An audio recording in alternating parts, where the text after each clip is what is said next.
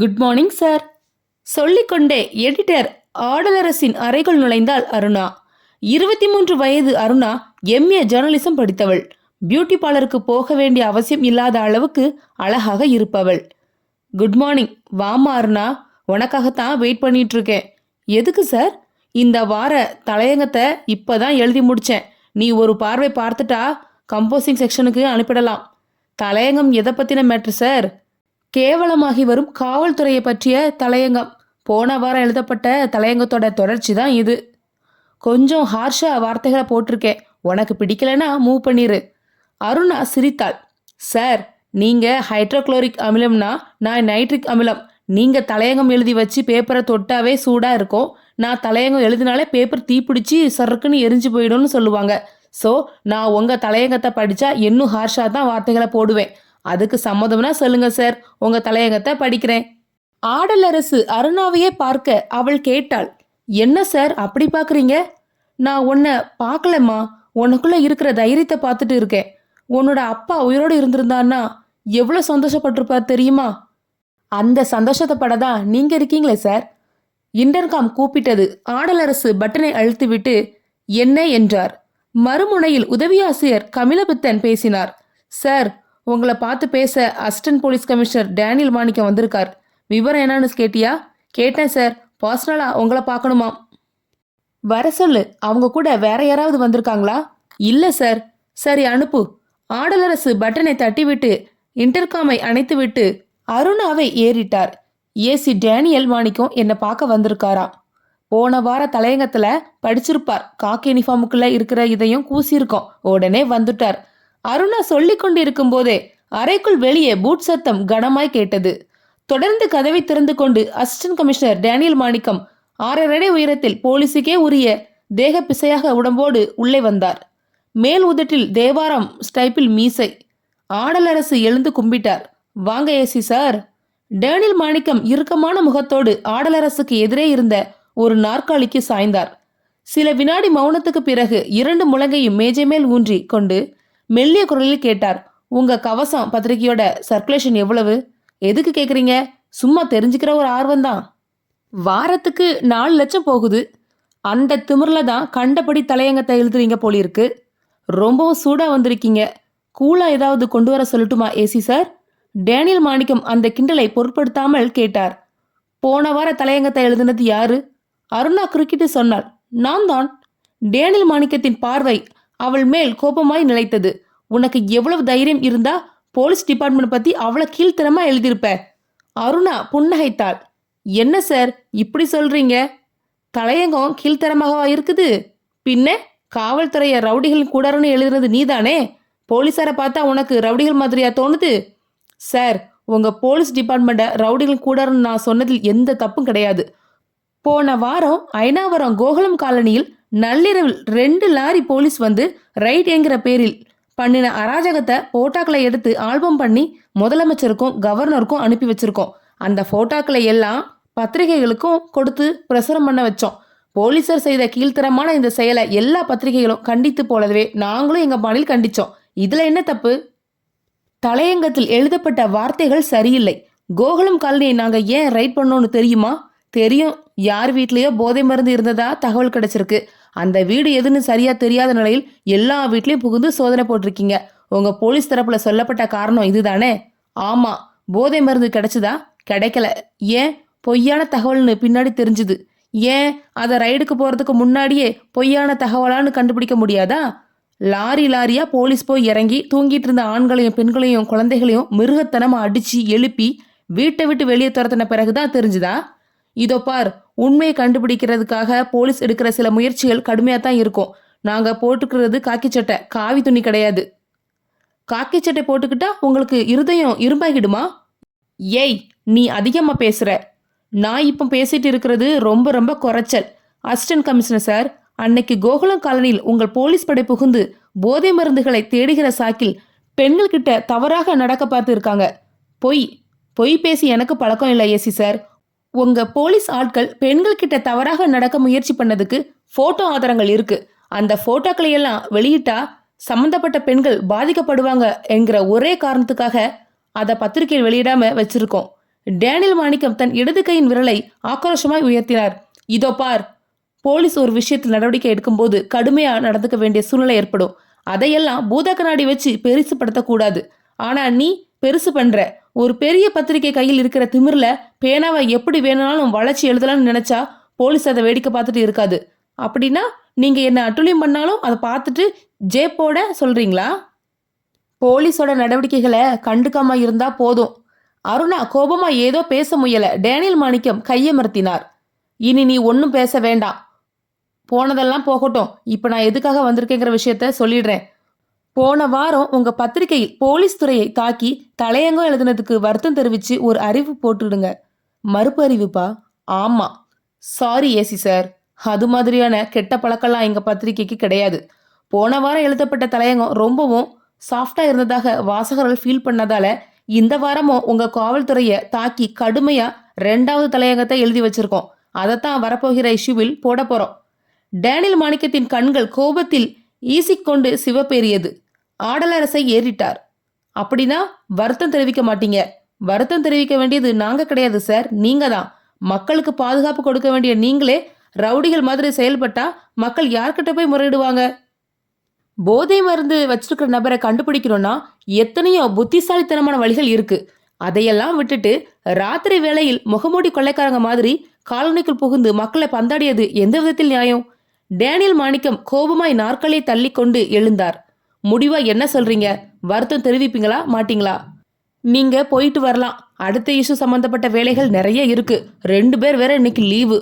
இது போலீஸ் கமிஷனரோட உத்தரவு. சீஃப் மினிஸ்டரே உத்தரவு போட்டாலும் எங்க பதில் இப்படித்தான் இருக்கும். பத்திரிகை சுதந்திரத்தை தலையிட இந்த நாட்டு பிரதமருக்கே உரிமை கிடையாது. இப்படி பேசுறதுக்கான விளைவுகளை வெகு சீக்கிரமா நீ சந்திப்பீங்க. அப்படி ஏதாவது எங்களுக்கு ஏற்பட்டா முதல்ல கைது செய்யப்படுற ஆள் நீங்களா தான் இருக்கும். எப்படின்னு கேக்குறீங்களா எஸ்சி சார்?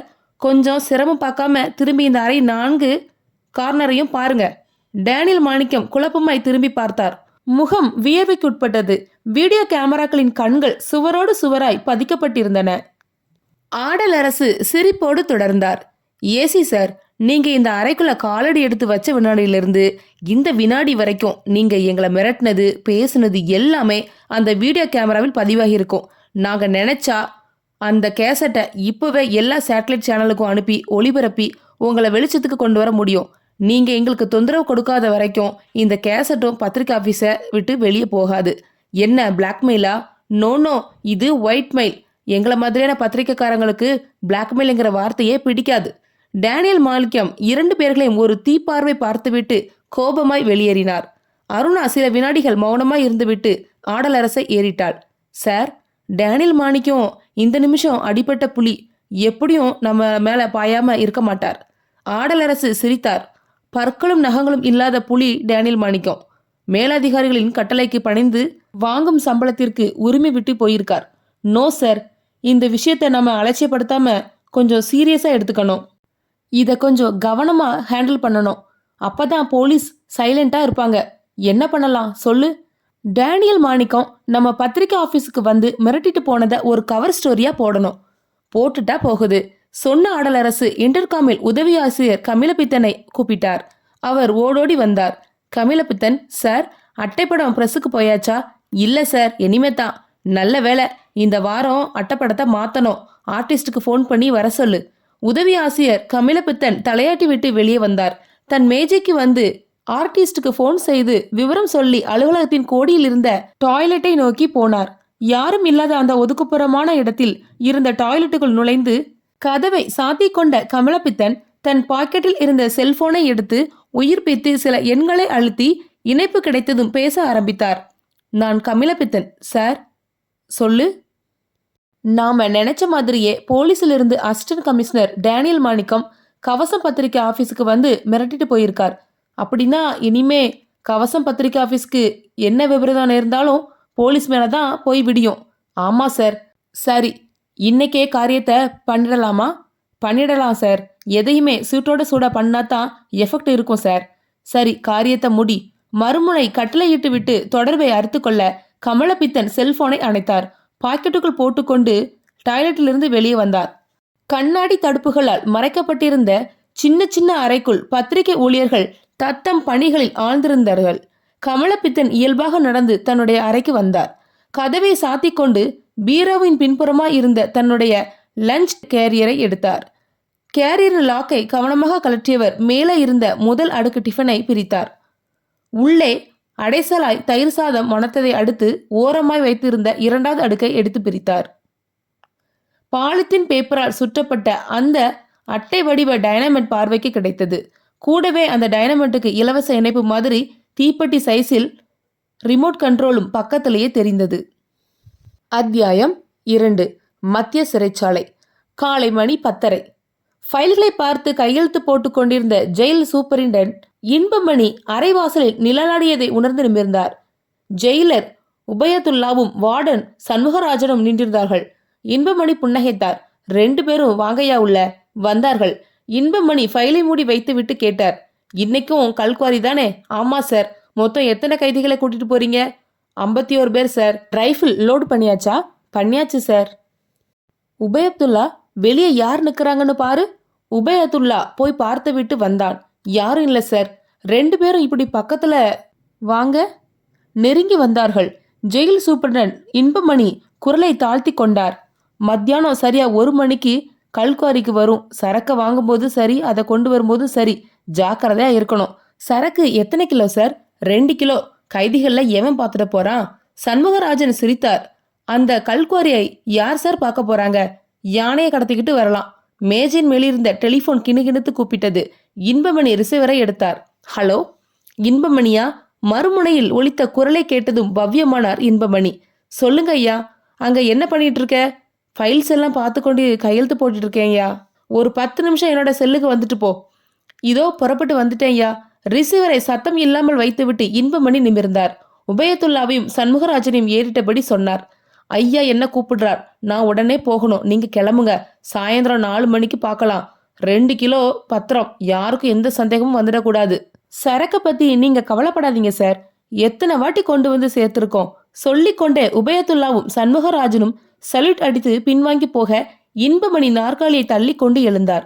தலைக்கு தொப்பியை பொருத்தி கொண்டு வராந்தாவில் வேகமாக நடை போட்டார். மிக நீளமான வராந்தாவில் 5 நிமிஷம் நடை போட்டதும் முதல் வகுப்பு சிறைப்பிரிவு வந்தது. மேலும் அரை நிமிட நேரம் நடந்து அந்த சிறை கம்பிகளுக்கு முன்பாக போய் நின்று பவ்யமாய் குரல் கொடுத்தார். ஐயா. கட்டில் செல்போனுடன் படுத்திருந்த அந்த 50 வயது நபர் மெல்ல புரண்டு எழுந்து உட்கார்ந்தார். முரட்டு வெள்ளை வேஷ்டி, கைவிரித்த பனியன், பளிரென்று வழுக்கைத்தலை, ஆதோரங்களில் மட்டும் கற்றியாய் வெள்ளை ரோமம். கையசைத்தார். வா உள்ளே. இன்பமணி பள்ளி மாணவனைப் போல் பவ்யமாய் உள்ள நுழைந்து அந்த மனிதன் பக்கத்தில் போய் நின்றார். ஐயா. அவர் மெல்ல சிரித்தார். என்ன இன்பமணி, 2 நாளா என்னோட ரூம் பக்கமே வரல? ஐயா, அது வந்து 2 நாளா ஒரு அரசியல் போராட்டத்தில் கைது செய்து வந்தவங்களை கவனிக்க வேண்டியதா இருந்தது. இன்னைக்கு சரக்கு வர்ற நாள், ஞாபகம் இருக்கா? அதை மறக்க முடியுமா ஐயா? உபயப்தலாவையும் சண்முகராஜனையும் குவாரிக்கு அனுப்பிட்டு தான் வர்றேன். 2 கிலோ சொல்லியிருக்கேன் ஐயா. மாட்டிக்க மாட்டாங்களே? அவங்க என்னைக்கு மாட்டியிருக்காங்க ஐயா? இன்பமணி சொல்லி கொண்டிருக்கும் போதே அந்த நபரின் பாக்கெட்டில் இருந்த செல்போன் மெல்ல சுணுங்கி கூப்பிட்டது. அவர் எடுத்தார். குரல் கொடுத்தார். யாரு? ஒரு பெண் குரல் பதிலுக்கு கேட்டது. நீங்க மாஜி மந்திரி ராஜாங்கம் தானே? நீ யாரம்மா? என் பேரு அருணா, கவசம் பத்திரிகையில் தலைமை நிருபர். சரி, உனக்கு என்ன வேணும்? நீங்க எக்ஸ் மினிஸ்டர் ராஜாங்கம் தானே? நான் கேட்ட கேள்விக்கு நீங்க இன்னும் பதில் சொல்லல. ஆமா, நான் எக்ஸ் மினிஸ்டர் ராஜாங்கம் தான் பேசுறேன். எங்க கவச பத்திரிகை சார்பா உங்களை ஒரு பேட்டி எடுக்கணும். ஒரு மணி நேரம் எனக்கு அப்பாயின்மெண்ட் கொடுக்க முடியுமா? ராஜாங்கம் சிரித்தார். என்கிட்ட பேட்டி எடுக்க என்னமா இருக்கு? 5 வருஷத்துக்கு முந்தி நான் தமிழ்நாட்டில் நிதி மந்திரியா இருந்தேன். தமிழ்நாட்டுக்கு பட்ஜெட் போட போது என்னோட பரம்பரைக்கும் சேர்த்து சின்னதா ஒரு பட்ஜெட் போட்டுட்டேன். பண்ணின தப்ப மற்ற மந்திரிங்க மாதிரி ஒழுங்கா பண்ணாம தப்பா பண்ணதால இன்னைக்கு 2 வருஷம் உள்ளே போட்டுட்டாங்க.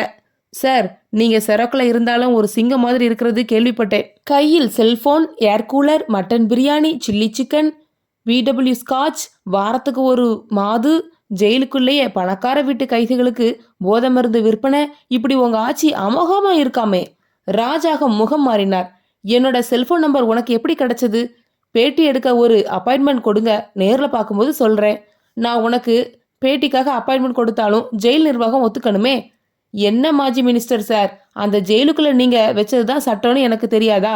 சிறை IG Eswar, jail superintendent Inbamani, jailer Ubayathulla, warden Shanmugarajan, இந்த 4 பேரும் உங்க கண் அசைவுக்காக கை கட்டி வாய்ப்பொத்தி காத்திருக்கிறது வெளியே இருக்கிற பொதுமக்களுக்கு தெரியாம இருக்கலாம். ஆனா எனக்கு தெரியும். ராஜாங்கம் முகம் இறுகி போய் செல்போனில் மௌனம் சாதிக்க அருணா சிரித்தாள். என்ன எக்ஸ் மினிஸ்டர் சார், நான் பேசுற உண்மைகள் ரொம்பவும் கசக்குதா? ராஜாங்கத்தின் குரல் இப்போது கரகரத்து போயிருந்தது. உன் பேர் என்ன சொன்ன? அருணா. பாரத புத்திரி என்கிற பெயரில் அரசியல் கட்டுரைகளையும் எழுதிக்கிட்டு வர்றேன். ஓ, அந்த பாரத புத்திரி நீதானா? உன்னோட அனல் வீசும் கட்டுரைகளை நிறையவே படிச்சிருக்கேன். போன தடவை ஆட்சி மாறினதுக்கு காரணமே உன்னோட கட்டுரைதான்னு பரவலா ஒரு பேச்சு கூட இருக்கு. தேங்க்யூ மாஜி சார். உங்களை பேட்டி எடுக்க எப்போ வரலாம்? நாளைக்கு மத்தியானம் 3 மணிலிருந்து 4 மணிக்குள்ள வாம்மா. செல்போனை அணைத்தார் ராஜாங்கம். முகம் இப்போது கருத்து போய் வியர்வையில் இருந்தது. இன்பமணி, ஐயா, நம்ம விஷயங்கள் இந்த உயரமான ஜெயில் மதில் சுவர் தாண்டி வெளியே போயிருக்கு. அருணா என்கிற பெண் பத்திரிகை நிருபருக்கு எல்லா விஷயங்களும் தெரிஞ்சிருக்கு. என் செல்போனுக்கு ஃபோன் பண்ணி பேட்டி எடுக்க அப்பாயின்மெண்ட் கேட்குறா. நாளைக்கு மத்தியானம் 3 மணிலிருந்து 4 மணிக்குள்ள இங்க அவரை வர சொல்லியிருக்கேன். அவ இங்க கண்டிப்பா வருவா. ஆனா இன்பமணி குறுக்கிட்டார். புரியுதுங்க ஐயா, அந்த அருணா இங்கிருந்து உயிரோடு திரும்பி போகக்கூடாது. அதேதான். அத்தியாயம் 3. கமலப்பித்தன் வெடிகுண்டை கர்ப்பம் தாங்கியிருந்த டிஃபன் பாக்ஸை எடுத்துக்கொண்டு பிரிண்டிங் செக்ஷனுக்குள் நுழைந்தார். டீ சாப்பிடும் நேரம் என்பதால் ஊழியர்கள் எல்லோரும் வெளியே போயிருக்க பிரிண்டிங் செக்ஷன் வெறிச்சோடி போயிருந்தது. கமலப்பித்தன் சுற்றுமுற்றும் ஜாக்கிரதையாக ஒரு பார்வை பார்த்து கொண்டே செக்ஷனின் கோடியில் இருந்த ரிட்டன் காப்பிகள் அடுக்கி வைத்திருந்த அறைக்குள் நுழைந்து அம்பரபாய் குவித்து வைக்கப்பட்டிருந்த புத்தகங்களுக்கு நடுவில் நடந்து அறையின் மூளைக்கு போனார். டிஃபன் பாக்ஸை திறந்து பாலித்தீன் பேப்பரில் சுற்றப்பட்டிருந்த டைனமிட் சங்கியை எடுத்து மறைத்து வைத்துவிட்டு ரிமோட் கண்ட்ரோலை பேண்ட் பாக்கெட்டில் பத்திரப்படுத்தி கொண்டு வெளியே வந்தார். பார்வைக்கு யாரும் கிடைக்கவில்லை. வேக வேகமாய் நடந்து பிரிண்டிங் செக்ஷனை கடந்து தன்னுடைய அறைக்குள் நுழையும் முன் வியர்த்து விறுவிறுத்து போனார். இனி எந்த வினாடி ரிமோட் கண்ட்ரோலின் பட்டனை அழுத்தினாலும் கவசம் பத்திரிகையின் ஒட்டுமொத்த அலுவலகமும் செங்கல் குவியல்களாக விழுந்து கிடக்கும். வியர்த்த முகத்தை கர்ச்சிப்பால் ஒற்றி கொண்டிருந்த போது இன்டர்காம் டெலிபோன் சிவப்பு புள்ளியை எரிய விட்டபடி கூப்பிட்டது. ஆசிரியர் ஆடலரசு பேசினார். கமலப்பித்தன், சார், ஆர்டிஸ்டுக்கு ஃபோன் பண்ணியா? பண்ணிட்டேன் சார், 1 மணி நேரத்துக்குள்ள வந்துடுறதா சொன்னார். நீ இப்போ ஃப்ரீயா இருக்கியா? லே அவுட் பார்த்துட்டு இருக்கேன் சார். அதை மத்தியானம் பார்த்துக்கலாம் இல்லையா? பார்த்துக்கலாம் சார். நீ உடனே எழுத்தாளர் ஞானக்கிருக்கன் வீட்டுக்கு போய் ஒரு மினி பேட்டி எடுத்துட்டு வந்துடு. மனுஷன் சாகித்ய அகாடமி அவார்டு வாங்கியிருக்கார். பேட்டி எடுக்க வரலன்னு கேட்டுட்டு 4-5 தடவை ஃபோன் பண்ணிட்டார். சார், கமலப்பித்தன் குரலை இழுத்தார். என்ன? எழுத்தாளர் ஞானகிருக்கனை பேட்டி எடுக்க அருணா போக போறதா என்கிட்ட சொன்னாங்களே. அருணா இன்னும் கொஞ்ச நேரத்துல வேற ஒரு முக்கியமான நபரை பேட்டி எடுக்க போறாங்க. நீ இந்த ஞானகிருக்கனை போய் பார்த்துட்டு வந்துடு. சரி சார். சும்மா வளவலன்னு பேசிட்டு இருக்க வேண்டாம். 1/2 மணி நேரத்துக்குள்ள பேட்டியை முடிச்சுட்டு வந்துகிட்டே இரு. சரி சார். இன்டர்காமை அணைத்த கமலப்பித்தன் தன் ஜோல்னா பையையும் கேமராவையும் தோளில் எடுத்து மாட்டிக்கொண்டார். மனசுக்குள் சந்தோஷம் வழிந்தது. டீ குடிக்க போகும் சாக்கில் வெளியே போய் ரிமோட் கண்ட்ரோலை தட்ட நினைத்த எனக்கு இப்போது கிடைச்சிருக்க ஒரு வாய்ப்பு ஒரு பெரிய வரப்பிரசாதம். யாருக்கும் என் மேல சந்தேகம் வராது. கமலப்பித்தன் மேஜர் டிராயரை பூட்டிக் கொண்டு வெளியே வந்தார். அருணா எதிர்பட்டால் சிரித்தாள். கமலப்பித்தன் சார், அந்த ஞானக்கிருக்கனை பார்த்து ஹேண்டில் பண்ணுங்க. ஏதோ பாரத ரத்னா அவார்டு வாங்கிற மாதிரி ஒரே அலட்டல். அந்த அலட்டலை தவிடு பொடியாக்குற மாதிரி நறுக்குன்னு 4-5 கேள்வியாவது கேளுங்க. பின்ன விடுவேனா? நீ யார பேட்டி எடுக்க போறீங்க அருணா? அருணா கண்ணை சிமிட்டினாள். சாரி கமலப்பித்தன் சார், இப்போதைக்கு எனக்கு மட்டுமே அது தெரிந்த விஷயமாக இருக்கட்டும். அருணா கிளம்பி போய்விட கமலப்பித்தன் அவளையே முறைத்தார். உன் தலையில் இருக்கின்ற கிரீடம் எல்லாம் இன்னும் 10 நிமிடத்துக்குள்ள காணாம போயிடும். கவசம் பத்திரிகைக்கு இன்னைக்கு இறப்பு விழா. மண்ணோடு மண்ணா புதையுண்டு போக போற புனித விழா. ஹார்ட் பேஷண்டான ஆடலரசுக்கும் இன்னைக்கு தான் தன் வாழ்க்கையோட கடைசி தினம். கமலப்பித்தன் கருவிக்கொண்டே வெளியே வந்தார். 11 மணி வெயில் முகத்தையும் பிடரியையும் தாக்கி தீயாய் சுட்டது. பிளாட்பாரத்தில் 100 மீட்டர் தூரம் நடந்தவர் ஆள் நடமாட்டம் இல்லாத ஒரு சந்துக்குள் நுழைந்து செல்போனை எடுத்தார். எண்களை தட்டிவிட்டு பேச ஆரம்பித்தார். சார், நான் வெளியே வந்துட்டேன். எழுத்தாளர் ஞானக்கிருக்கனை பேட்டி எடுக்க சொல்லி ஆசிரியர் என்னை வெளியே அனுப்பியது நம்ம காரியத்தை செயல்படுத்த இப்ப வசதியாயிடுச்சு. டைனமேட்டை பத்திரிகை அலுவலகத்தின் ரிட்டன் காப்பி அறைக்குள்ள தான் வச்சிருக்கேன். ஆமா சார். யாரும் பார்க்கலையே? பார்க்க முடியாது சார். சரி, நீ இப்போ எங்க நின்று பேசிக்கிட்டு இருக்க? கவசம் பத்திரிகை ஆபீஸ்ல இருந்து 100 மீட்டர் தூரம் தள்ளி இருக்கின்ற பட்டாளத்து நாயுடு சந்திலிருந்து பேசிட்டு இருக்கேன். அங்கிருந்து ரிமோட் கண்ட்ரோல் பட்டனை அழுத்தினா டைனமேட் ரியாக்ட் ஆகுறது கொஞ்சம் கஷ்டம். இன்னும் கொஞ்சம் பக்கத்துல போயிடு. பத்திரிகை அலுவலகத்துக்கு எதிர்பக்கம் போயிட்டா ரிமோட் கண்ட்ரோலுக்கு ரேஞ்ச் கிடைக்கும். சரி சார், நீங்க சொன்ன மாதிரியே ரோட்டுக்கு எதிர்பக்கம் போய் ரிமோட் கண்ட்ரோல பட்டனை தட்டிடுறேன். செய். கமலப்பித்தன் செல்போனை அணைத்து பாக்கெட்டில் போட்டுக்கொண்டு அந்த சந்தை விட்டு வெளியே வந்தார். ரோட்டை கடக்க ஆரம்பித்தார். பாதி ரோட்டை கடந்திருந்த போது வேகமாய் வந்து கொண்டிருந்த போக்குவரத்து கழக பஸ்ஸை பார்த்து மிரண்டு போன கமலப்பித்தன் பின்னோக்கி வர முயல புயலாய் சீறிக்கொண்டு வந்த பைக் கமலப்பித்தனை மோதி 20 அடி தூரத்துக்கு தூக்கி வீசியது. அவர் பாக்கெட்டில் இருந்த செல்போனும் ரிமோட் கண்ட்ரோலும் பிளாட்பாரத்தின் ஒரு ஓரமாய் உட்கார்ந்து செருப்பு தைத்து கொண்டிருந்த தொழிலாளிக்கு பக்கத்தில் போய் விழுந்தது. அத்தியாயம் 4. மண்டையை பிளக்கும் வெயிலில் கைதிகள் கல்வுடைக்கும் பணியில் ஈடுபட்டிருக்க ஜெயிலர் உபயதுல்லாவும் வார்டன் சண்முகராஜனும் ஒரு மரத்துக்கு கீழே கசியும் சிகரெட் புகையோடு நின்றிருந்தார்கள். உபை சண்முகராஜன் கூப்பிட்டார். என்ன சண்முகம்? ஒரு 2 நாள் லீவு போட்டுட்டு பாண்டிச்சேரி போயிட்டு வரலாமா? எதுக்கு? முந்தியால்பேட்டையில் நம்ம ஃப்ரெண்டு ஒருத்தன் பலான பிஸ்னஸ் பண்ணிட்டு இருக்கான். எல்லாம் ஹை கிளாஸ் பார்ட்டி. முக்கியமா காலேஜ் பொண்ணுங்க. 25 வயசுக்கு மேல அங்க பொண்ணுங்களே கிடையாதுன்னு பாத்துக்கேன். அப்படியா? 2 எம்எல்ஏக்கோட பரிபூர்ண ஆசீர்வாதம் இருக்கிறதுனால போலீஸ் எட்டி கூட பாக்குறது இல்லையா? எப்போ போலான்னு சொல்லு. அடுத்த வாரம் வச்சுக்கலாமா? லீவு கிடைக்குமா? கேட்டு பார்க்கலாம். வெள்ளிக்கிழமை ஒரு நாள் லீவு போட்டா சனியும் ஞாயிறும் சேர்ந்து 3 நாள் இருந்துட்டு வந்துடலாம். இருவரும் பேசிக்கொண்டிருக்கும் போதே 4-5 ஆடுகள் ஓடி வந்தன. பின்னால் ஒரு ஆட்டு இடையன் தோளில் துணிப்பை, இடையில் ஒரு கோவணத்தோடு பின்னால் ஓடி வந்தான். உபயதுல்லா கத்தினார். டேய், இந்த பக்கம் ஏண்டா வந்த? அந்த பக்கமா ஆடுகள் ஓடிட்டு போடா. கைதிங்க இருக்கிறது உன் கண்ணுக்கு தெரியலையாடா நாயே, போடா அந்த பக்கம். இடையன் சிரித்தான். பின் குரலை தாழ்த்தி பேசினான். ஏன் சார், ஏன் மேல கோவப்படுறீங்க? நீங்க நினைக்கிற மாதிரி நான் இடையன் கிடையாது. பின்ன பார்ட்டி சார். 2 கிலோ கொண்டு வந்திருக்கேன். உபயதுல்லாவும் சண்முகராஜனும் திடுக்கிட்டு போய் சுற்றுமுற்றும் பார்த்துவிட்டு அவனை நெருங்கினார்கள். நீ இப்படி ஒரு கெட்டப்பில் வருவேன்னு நாங்க கொஞ்சம் கூட நினைச்சு பார்க்கல. எடு சரக்க. அவன் தோளில் தொங்கிக் கொண்டிருந்த துணி மூட்டையை எடுத்து அவர்களிடம் கொடுத்துவிட்டு கேட்டான். ராஜாங்கம் ஐயா ஏதாவது தகவல் சொல்லிவிட்டாரா சார்? இல்லை. சரி, இந்த லெட்டர் ஐயா கிட்ட கொடுத்துடுங்க. அடுத்த வாரம் இதே நேரம் மறுபடியும் சரக்கோட வந்து உங்களை பார்க்குறேன். உபயதுல்லாவும் சண்முகராஜனும் பிரமிப்போடு பார்த்து கொண்டிருக்கும் போதே அவன் ஆடுகளை ஓட்டிக்கொண்டு மரங்களுக்கு பின்னால் மறைந்து போனான். துணிமூட்டையை அவிழ்த்தார் உபயதுல்லா. உள்ளே 2 பாலித்தீன் பைகளில் ஹெராயின் போதை மருந்து ஏதோ உப்பு தூள் போல் பார்வைக்கு கிடைத்தது. உபை, இது என்ன விலையா இருக்கும்? எப்படியும் 50 லட்சம் தேரும். ராஜாங்கம் மந்திரியா இருந்த போதும் இதே பிசினஸ் தான் பண்ணினார். இப்போ ஜெயில இருக்கும் போதும் இதே பிசினஸ் தான் பண்றார். யானை இருந்தாலும் 1000 பொன், இறந்தாலும் 1000 பொன்னு சொல்லுவாங்க. அதே மாதிரி ராஜாங்கம் உள்ள இருந்தாலும் ராஜாதான், வெளியே இருந்தாலும் ராஜாதான். உபயதுல்லா சொல்லி கொண்டிருக்கும் போதே அந்த சத்தம் கேட்டது. சண்முகராஜன் நிமிர்ந்தார். உபை, ஏதோ சத்தம் கேட்கல? கேட்டது. ஏதோ கிளிக்குன்னு சத்தம். யாராவது போட்டோ எடுத்திருப்பாங்களா? வா பார்க்கலாம். சத்தம் அந்த புதருக்கு பின்னாடி இருந்து தான் வந்தது. இருவரும் புதர் பக்கமாய் நகர்ந்த வினாடி மஞ்சள் சுடிதார் அணிந்த பெண் ஒருத்தி அந்த புதருக்கு பின்னால் இருந்து குபீர் என்று எழுந்து ஓடினாள். உபை, அவளை மடக்கு. உபயதுல்லா புதரை ஒரே பாய்ச்சலால் தாண்டி ஓடிக்கொண்டிருந்த பெண்ணின் தலையில் தன் கையில் வைத்திருந்த கனமான லத்தியால் ஒரு போடு போட்டார். அந்த மூர்க்கமான அடி மூளையை ஸ்தம்பித்து வைக்க அந்த பெண் அப்படியே ஒரு கழித்து சரிந்தாள்.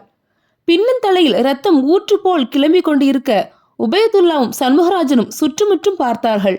கொஞ்சம் தூரத்தில் கைதிகள் மலையடிவாரத்தில் கல் உடைக்கும் வேலையை சிரத்தையாய் செய்து கொண்டிருக்க கண்ணு கட்டிய தூரம் வரைக்கும் வேறு யாரும் பார்வைக்கு கிடைக்கவில்லை.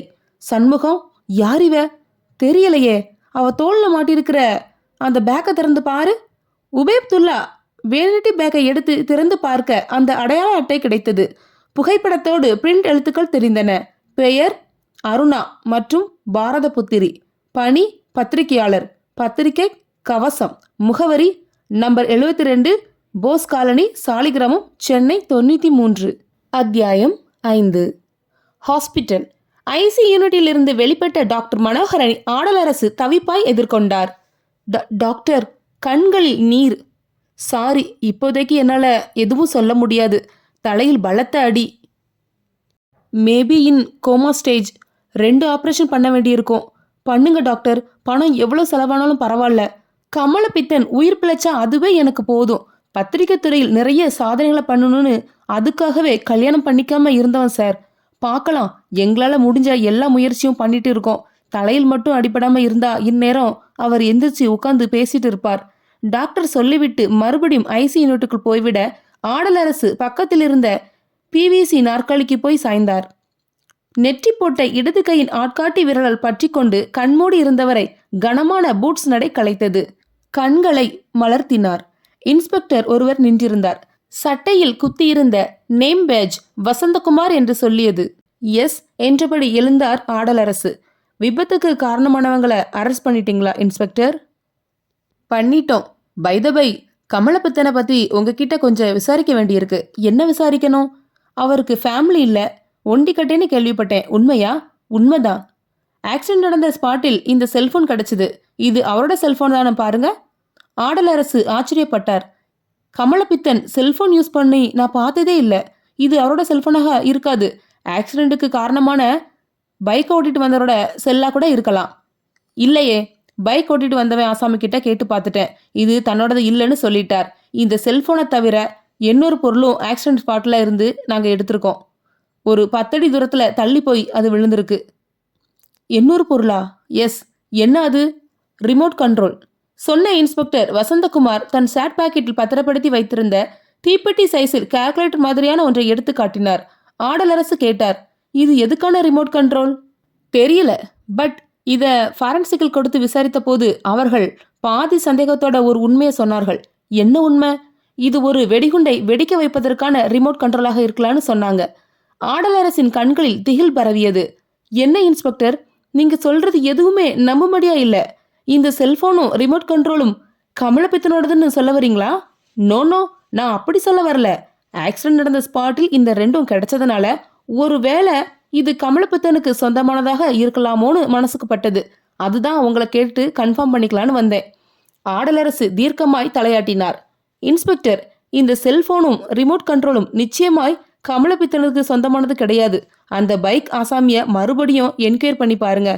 ஆடலரசு சொல்லிக் கொண்டிருக்கும் போதே இன்ஸ்பெக்டர் வசந்தகுமாரின் இடுப்பில் மாட்டியிருந்த செல்போன் குரல் கொடுத்தது. வசந்தகுமார் செல்போனை எடுத்து செவிமடுத்து விட்டு முகம் மாறி ஆடலரசை ஏறிட்டார். சார், உங்க பத்திரிக்கை ஆபீஸில் ரிட்டன் காப்பிகளை வைக்கும் ஸ்டோர் ரூமில் ஒரு டைனமைட் இருந்து கண்டுபிடிச்சு எடுத்திருக்காங்க. என்னது, டைனமைட்டா? எஸ். இந்த ரிமோட் கண்ட்ரோல் ஆக்சிடென்ட் ஸ்பாட்ல கிடைச்சதுமே ஒரு பாம் ஸ்குவாட் உங்க பத்திரிக்கை அலுவலகத்துக்குள்ள நுழைஞ்சு டிடெக்டர்ல வச்சு ஏதேதோ இருக்கான்னு தேடி பார்த்துருக்காங்க. சோதனையில் ஒரு சக்தி வாய்ந்த டைனமைட் உங்க பத்திரிக்கை ஆபீஸின் ரிட்டன் காப்பி செக்ஷனில் இருந்திருக்கு. அந்த டைனமைட் கமலப்பித்தனிய வச்சிருக்க கூடாது. ஆடலரசு உறைந்தார். கமலப்பித்தன் அப்படி செய்ய கூடிய ஆள் கிடையாது. இந்த கவசம் பத்திரிகையை வளர்க்க அவனும் ரொம்ப பாடுபட்டிருக்கான். அவன் இந்த காரியத்தை பண்ணிருக்க மாட்டான். இன்ஸ்பெக்டர் வசந்தகுமார் புன்னகைத்தார். கமலப்பித்தன் கண் விழிக்கட்டும், உண்மையும் அப்போதுதான் கண் திறந்து பார்க்கும். பாமை செயலளிக்க வச்சிட்டீங்களா இன்ஸ்பெக்டர்? பாம் ஸ்கர்ட்டோட முதல் வேலையே அதுதான். பாமை உடனடியா டிஃப்யூஸ் பண்ணிட்டாங்க. அது மட்டும் பிளாஸ்ட் ஆயிருந்தா உங்க பத்திரிக்கை ஆபீஸ் இருந்த இடத்தில் குவியல் குவியலா மண்ணு செங்கலும் மனித உறுப்புகளும் தான் இருக்கும். இன்ஸ்பெக்டர் சொல்லிக் கொண்டு இருக்கும் போதே ஒரு நர்ஸ் வேக வேகமாய் ஐசி யூனிட்டின் கதவை திறந்து கொண்டு வெளிப்பட்டாள். ஆடலரசை நெருங்கினாள். சார், டாக்டர் உங்களை கூப்பிடுறார். ஆடலரசும் இன்ஸ்பெக்டரும் நர்ஸை பின்தொடர்ந்து உள்ளே போனார்கள். அத்தியாயம் 6. ஜெயிலர் உபயத்துல்லாவும் வார்டன் சண்முகராஜனும் திகைப்போடு ஒருத்தரை ஒருத்தர் பார்த்து கொண்டார்கள். உபை, இவ ஒரு பத்திரிக்கைக்காரி, உன்னையும் என்னையும் வேவு பார்க்க வந்திருக்கா. இவளை மட்டும் தப்ப விட்டுருந்தோன்னா நம்ம 2 பேர் மானமும் பேப்பர்ல ஏலம் போட்டிருக்கோம். நல்ல வேலை பார்த்துட்டோம். உயிரோடு இருக்காளா செத்துட்டாளான்னு பாரு. உபயத்துல்லா அருணாவின் நாடி துடிப்பையும் இதய துடிப்பையும் சோதித்து பார்த்துவிட்டு சண்முகராஜனை ஏறிட்டு பார்த்தார். உயிர் என்னமோ இருக்கு. நிறுத்திட்டு பாடியை எப்படி டிஸ்போஸ் பண்றது? வலி இருக்கு. என்ன வலி? இந்த கல்குவாரியில் எத்தனை கல்குழிகள் இருக்கு. ஒவ்வொரு கல்குழியும் 15 அடி ஆழம். குழியோட விட்டம் 2 அடி. பாடியை செங்குத்தா இறக்கிட்டு மண்ணையும் கல்லையும் தள்ளி மூடிட வேண்டியதுதான். அருணா ஒரு கல்லுக்குழியில இருக்கிற விஷயம் என்னைக்கும் வெளியே வரப்போறது இல்ல. இந்த கல்லுக்குழி விஷயமே எனக்கு ஞாபகம் வரலையே. அருணாவோட மூச்சு நிறுத்திடலாமா? இருவரும் செயல்பட்டார்கள். சண்முகராஜன் மயங்கி கிடந்த அருணாவின் கழுத்தை 2 கைகளும் பிடித்து மூர்க்கமாய் நசுக்க உடம்பு உயிர் போகும் அவஸ்தையில் துடிக்க உபயத்துல்லாவின் கைகள் அருணாவின் கால்களை கெட்டியாய் பிடித்து கொண்டது. சரியாய் 20 வினாடிகள். அருணாவின் தலை தொய்ந்தது. பாதி திறந்து கிடந்த விழிகளில் உயிர் பிரிந்தது. 2 பேர் முகங்களிலும் வெள்ளமாய் வியர்வை. உபை, காரியம் முடிஞ்சுது. இனி பாடியை உடனே டிஸ்போஸ் பண்ணணும். நான் போய் பக்கத்திலேயே கல்லுக்குழி ஏதாவது இருக்கான்னு பார்த்துட்டு வந்துடுறேன். உபய் அப்துல்லா எழுந்து புதிராய் மண்டி கிடந்த கற்றாழை செடிகளுக்கு நடுவில் நடந்து போய் 5 நிமிடங்களுக்குள் திரும்பவும் வந்தார். சண்முகம், பக்கத்திலே ஒரு கல்லுக்குழி இருக்கு, பாடிய அதுல இறக்கிட்டா ஒருத்தருக்கும் தெரிய போறதில்ல. சரி தூக்கு. 2 பேரும் அருணாவின் உடலை தலைமாட்டிலும் கால் மாட்டிலும் பிடித்து தூக்கி கொண்டு போனார்கள். மூச்சிறைத்து 2 நிமிடம் நடப்பதற்குள் திறந்த வாயோடு ஒரு கல்லுக்குழி பார்வைக்கு கிடைத்தது. மனிதர்களோ ஆடு மாடுகளோ அதில் விழுந்துவிடக் கூடாது என்பதற்காக கல்லுக்குழியை சுற்றிலும் முட்செடிகளை போட்டு வைத்திருந்தார்கள்.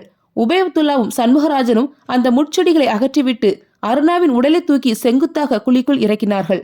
உடல் உள்ளே இறங்கி 6 அடி போனதும் பிடியை விட்டார்கள். உடல் குழியின் ஆழத்தில் போய் தொம் என்ற சத்தம் எழுந்தது. சின்ன சின்ன பாறை கற்களையும் மண்ணையும் குழிக்குள் தள்ளி மூடினார்கள். குழி வேகமாய் நிரம்ப ஆரம்பித்தது. அத்தியாயம் 7. ஐசி யூனிட்டுக்குள் வேக வேகமாய் நுழைந்த ஆடலரசையும் இன்ஸ்பெக்டர் வசந்தகுமாரையும் பாதி வழியிலே எதிர்கொண்டார் டாக்டர் மனோகரன். வாங்க, அந்த செல்லுக்குள்ள போய் உட்கார்ந்து பேசலாம். ஆடலரசு பதட்டமாய் கேட்டார். டாக்டர், கமலப்பித்தனோட கண்டிஷன் இப்போ எப்படி இருக்கு? இனிமே அதை பத்தி பேசி பிரயோஜனம் இல்லை. டாக்டர், நீங்க என்ன சொல்றீங்க? கமலப்பித்தன் உயிர் பிரிஞ்சு 2 நிமிஷம் ஆச்சு. ஃபர்தர் ட்ரீட்மெண்ட்டுக்காக ஒரு இன்ஜெக்ஷன் போட்ட போது திடீர்னு அவருக்கு கான்சியஸ் வந்தது. கான்சியஸ் வரக்கூடாத ஸ்டேஜ் அது.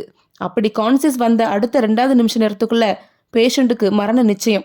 நான் உடனே நர்ஸ்கிட்ட உங்க பேரை சொல்லி கூட்டிட்டு வரும்படியா சொன்னேன். ஆனா கமலப்பித்தன் வேண்டான்னு சொல்லிட்டார். ஆசிரியர் ஆடலரசு முகத்தை பார்த்து பேசக்கூடிய தகுதி எனக்கு இல்லை. நான் ஒரு தப்பு பண்ண இருந்தேன். அந்த தப்புக்கு கிடைச்ச தண்டனை இதுதான்னு சொன்னார். தப்பா? என்ன தப்பு? வாங்க சொல்றேன். டாக்டர் மனோகரன் ஐசி யூனிட்டுக்குள் இருந்த தன்னுடைய செல்லை நோக்கி கூட்டி போனார். செல்லுக்குள் நுழைந்ததும் இருக்கைக்கு சாய்ந்து கொண்ட டாக்டர் ஆடலரசுக்கும் இன்ஸ்பெக்டர் வசந்தகுமாருக்கும் இருக்கைகளை காட்டிவிட்டு பேச்சை தொடர்ந்தார். கமலப்பித்தன் என்கிட்ட 1 நிமிஷ நேரம் மட்டுமே பேசியிருப்பார். திணறி திணறி அவர் பேசினாலும் சொல்ல வேண்டியதை சொல்லிட்டு தான் உயிரை விட்டார். கமலப்பித்தன் என்னதான் சொன்னார் டாக்டர்? மிஸ்டர் ஆடலரசு, உங்க பத்திரிகையான கவசம் ஆளும் கட்சிக்கு எதிரான பத்திரிகையா? ஆமா. அதுக்காக எதிர்கட்சிக்கு ஆதரவாகவும் இருக்க மாட்டோம். தமிழ்நாட்டில் மட்டும் இல்ல, மத்தியிலும் எந்த கட்சி ஆட்சிக்கு வந்தாலும் சரி, நாங்க ஒரு எதிர்கட்சியா மாறி செய்யற தப்புகளை சுட்டி காட்டுவோம். பல வருஷமா எங்க கவசம் பத்திரிகையை இப்படித்தான் நடத்திக்கிட்டு வரோம். நாங்க எந்த கட்சியும் சேராதவங்கன்னு மக்களுக்கே தெரியும். அதனாலதான் எங்க பத்திரிக்கை சேல்ஸும் அமோகமா இருக்கு. டாக்டர் மனோகரன் தலையாட்டி விட்டு தொடர்ந்தார். ஆளும் கட்சியை சேர்ந்த ஒரு பெரிய தொழிலதிபர் உங்க பத்திரிகை அலுவலகத்தை வெடிகுண்டு வைத்து தகர்க்க திட்டம் போட்டு அதுக்காக கமலப்பித்தனை உபயோகப்படுத்தியிருக்கார். இந்த காரியத்துக்காக கமலப்பித்தனுக்கு பேசப்பட்ட தொகை 5 லட்சம். இது தவிர 2 வருஷம் கழிச்சு ஒரு புதிய பத்திரிகையை ஆரம்பிச்சு அந்த பத்திரிகைக்கு ஆசிரியராக போடவும் பேச்சுவார்த்தை நடந்திருக்கு. ஆடலரசு உறைந்து போன அதிர்ச்சியிலிருந்து மீண்டு டாக்டரிடம் பதட்டமாய் கேட்டார். அந்த தொழிலதிபர் யாரு? கேட்டேன். கமலப்பித்தன் பேரை சொல்லல. வற்புறுத்தி கேட்டுக்கிட்டு இருக்கும்போதே உயிர் பிரிஞ்சிடுச்சு. இன்ஸ்பெக்டர் வசந்தகுமார் குறுக்கிட்டார். டோன்ட் வரி சார், உங்க பத்திரிகை அலுவலகத்தை கமலப்பித்தன் மூலமா வெடிகுண்டு வச்சு தகர்க்க முயற்சி பண்ணின அந்த ஆளுங்கட்சி தொழிலதிபர் யாருங்கிறத நான் கண்டுபிடிச்சு சொல்றேன். நோ இன்ஸ்பெக்டர், இந்த விஷயத்தில் உங்க போலீஸ் டிபார்ட்மெண்ட்டை நம்ப நான் தயாராக இல்லை. அந்த தொழிலதிபரை கண்டுபிடிக்க உங்க போலீஸ் டிபார்ட்மெண்ட் முயற்சி எடுத்துக்கிட்டா ஆளும் கட்சி சும்மா இருக்குமா? அதுவும் இல்லாம எந்த கட்சி ஆட்சிக்கு வந்தாலும் அந்த கட்சிக்கு விசுவாசமா இருக்கிற டிபார்ட்மெண்ட்களில் உங்க டிபார்ட்மெண்ட்டுக்கு தான் முதல் இடம். அந்த தொழிலதிபர் யாருங்கிறத கண்டுபிடிக்க எனக்கு வழிமுறைகள் நிறைய தெரியும். கண்டுபிடிச்ச பின்னாடி என்ன நடவடிக்கைகள் எடுக்கணும்னு எனக்கு தெரியும். ஆடலரசு ஆவேசமாய் பொறிந்து கொண்டிருக்கும் போதே அவருடைய செல்போன் கூப்பிட்டது. எடுத்தார். எஸ். மறுமுனையில் சற்றே பதட்டமான ஒரு ஆண் குரல். சார், நான் அருணாவோட அண்ணன் விக்னேஷ் பேசுறேன். சொல்லு விக்னேஷ், என்ன விஷயம்? அருணா அங்க இருக்காளா சார்? இல்லையே, பேட்டி எடுக்கிறதுக்காக வெளியே போயிருக்கா. சார், இப்போ மணி 2:40. 1 மணிக்கே வீட்டுக்கு வந்து லஞ்ச் சாப்பிடுறதா சொல்லிட்டு போனா. இன்னும் வரல. அவளுக்காக இவ்வளவு நேரம் வெயிட் பண்ணி பார்த்துட்டு உங்களுக்கு ஃபோன் பண்றேன். நீங்க எங்கேயாவது அவளை அனுப்பியிருக்கீங்களா? சிறை அதிகாரிகள் 2 பேரை பேட்டி எடுக்கிறதுக்காக மத்திய சிறைசாலைக்கு போகணும்னு என்கிட்ட சொல்லியிருந்தா. காலையில் 10:30 மணிக்கே புறப்பட்டு போயிட்டா. பேட்டி எடுக்க 2 மணி நேரமே ஆகியிருந்தாலும் 1 மணிக்கெல்லாம் வீட்டுக்கு வந்து இருக்கணுமே. வர லேட் ஆகும்னு அருணா எங்கிருந்தாவது ஃபோன் பண்ணாளா? இல்ல சார். லேட் ஆனா ஃபோன் பண்ணாம இருக்க மாட்டாளே விக்னேஷ். சரி, நீ வீட்லயே இரு. நான் மத்திய சிறைசாலைக்கு ஃபோன் பண்ணி அருணா அங்க பேட்டி எடுக்க வந்தாளான்னு விவரம் கேட்டுட்டு உனக்கு ஃபோன் பண்றேன். சார், எனக்கு பயமா இருக்கு. பயப்படாத விக்னேஷ், அருணாக்கு எந்த ஆபத்தும் வந்திருக்காது. அவ ஃபோன் பண்ணாம இருக்கான்னா ஏதாவது ஒரு முக்கியமான காரணம் இருக்கும். நீ வீட்லயே இரு, நான் 10 நிமிஷத்துல உன்னை கூப்பிடுறேன். ஆடலரசு செல்போனை அணைத்து மறுபடியும் உயிர்ப்பித்து மத்திய சிறைசாலையை தொடர்பு கொண்டார். மறுமுனையில் ஜெயில் சூப்பரண்ட் இன்பமணி பேசினார். ஹலோ, யாரு? நான் ஆடலரசு, கவசம் பத்திரிகையோட ஆசிரியர். ஓ, எடிட்டர் சாரா, சொல்லுங்க. எங்க பத்திரிகையின் சீஃப் ரிப்போர்ட்டர் அருணா அங்க இருக்காளா? இல்லையே, சிறை அதிகாரிகளை பார்த்து பேட்டி எடுக்கணும்னு 10:30 மணிக்கே புறப்பட்டு அங்க வந்தாங்களே. சாரி, காலையில் 8 மணிலிருந்து இந்த நிமிஷம் வரைக்கும் உங்க பத்திரிகையிலிருந்து பேட்டிக்காக யாரும் வரல. உங்க ஜெயிலரையும் வார்டனையும் கேட்டு பாருங்களேன். அவங்க 2 பேருமே இப்போ சிறைசாலை ஸ்பாட்ல இல்ல. எடிட்டர் சார், காலையில் 7 மணிக்கே பரங்கிமலைக்கு பக்கத்தில் இருக்கின்ற கல்குவாரிக்கு கைதிகளை கூட்டிட்டு போயிட்டாங்க. ஆடலரசு தன் செல்போனை யோசனையாய் அணைத்து சட்டை பாக்கெட்டில் போட்டுக்கொண்டார். அவர் முகம் முழுவதும் கவலை மேகங்களால் சூழப்பட்டு இருண்டது. அத்தியாயம் 8. சிறைத்துறை ஐஜி ஈஸ்வர் நள்ளிரவை கடந்த அந்த இரவு நேரத்தில் சிறைசாலையில் இருந்து தன்னுடைய அறைக்கு போய்கொண்டிருக்க எதிரே jail superintendent Inbamani, jailer Ubayathulla, warden Shanmugarajan போலி பவ்யத்தோடு தலை குனிந்து நின்றார்கள். ஐஜி ஈஸ்வர் கோபமாய் மேஜையின் மேல் இறைந்து கிடந்த எல்லா பத்திரிகைகளையும் காட்டிக்கொண்டே ஆவேசமாய் பேசினார். அந்த பத்திரிகை ரிப்போர்ட்டர் அருணா காணாம போய் இன்னைக்கு 4வது நாள். எல்லா பத்திரிகைக்காரங்களும் இந்த மேட்ரை மையமா வச்சு கிளின்னு கிழிச்சிட்டு இருக்காங்க. எல்லா டிவி சேனலும் ஃபிளாஷ் நியூஸ் போட்டு டென்ஷனை கிரியேட் பண்றாங்க. உண்மையிலேயே அந்த பத்திரிகை ரிப்போர்ட்டர் பெண் அருணாக்கு என்ன நடந்தது? அவள் இங்க பேட்டி எடுக்க வந்தாளா? ஐஜி ஈஸ்வர் கோபமாய் கேட்க ஜெயில் சூப்பரண்டன் இன்பமணி குறுக்கிட்டார். சாரி, அந்த பெண் அருணா 4 நாளைக்கு முன்னாடி நான் எக்ஸ் மினிஸ்டர் ராஜாங்க செல்லில் இருந்தபோது ராஜாங்கத்தோட செல்போனுக்கு அவ ஃபோன் பண்ணியிருந்தா. அவரை பேட்டி எடுக்க அப்பாயின்மெண்ட் வேணும்னு கேட்டா. அவரை எதுக்காக பேட்டி எடுக்க விரும்பினா? ஜெயில நாம ராஜாங்கத்துக்கு கொடுத்துட்டு இருக்க ராஜ மரியாதை உபச்சாரங்கள் எல்லாம் அரசல் புரசலா வெளியே தெரிய ஆரம்பிச்சிடுச்சு சார். அதெல்லாம் உண்மையா பொய்யான்னு பாக்குறதுக்காக அந்த அருணா வர எண்ணிருக்கலாம் சார். அருணா ஃபோன் பண்ணதுக்கு ராஜாங்க என்ன சொன்னார்?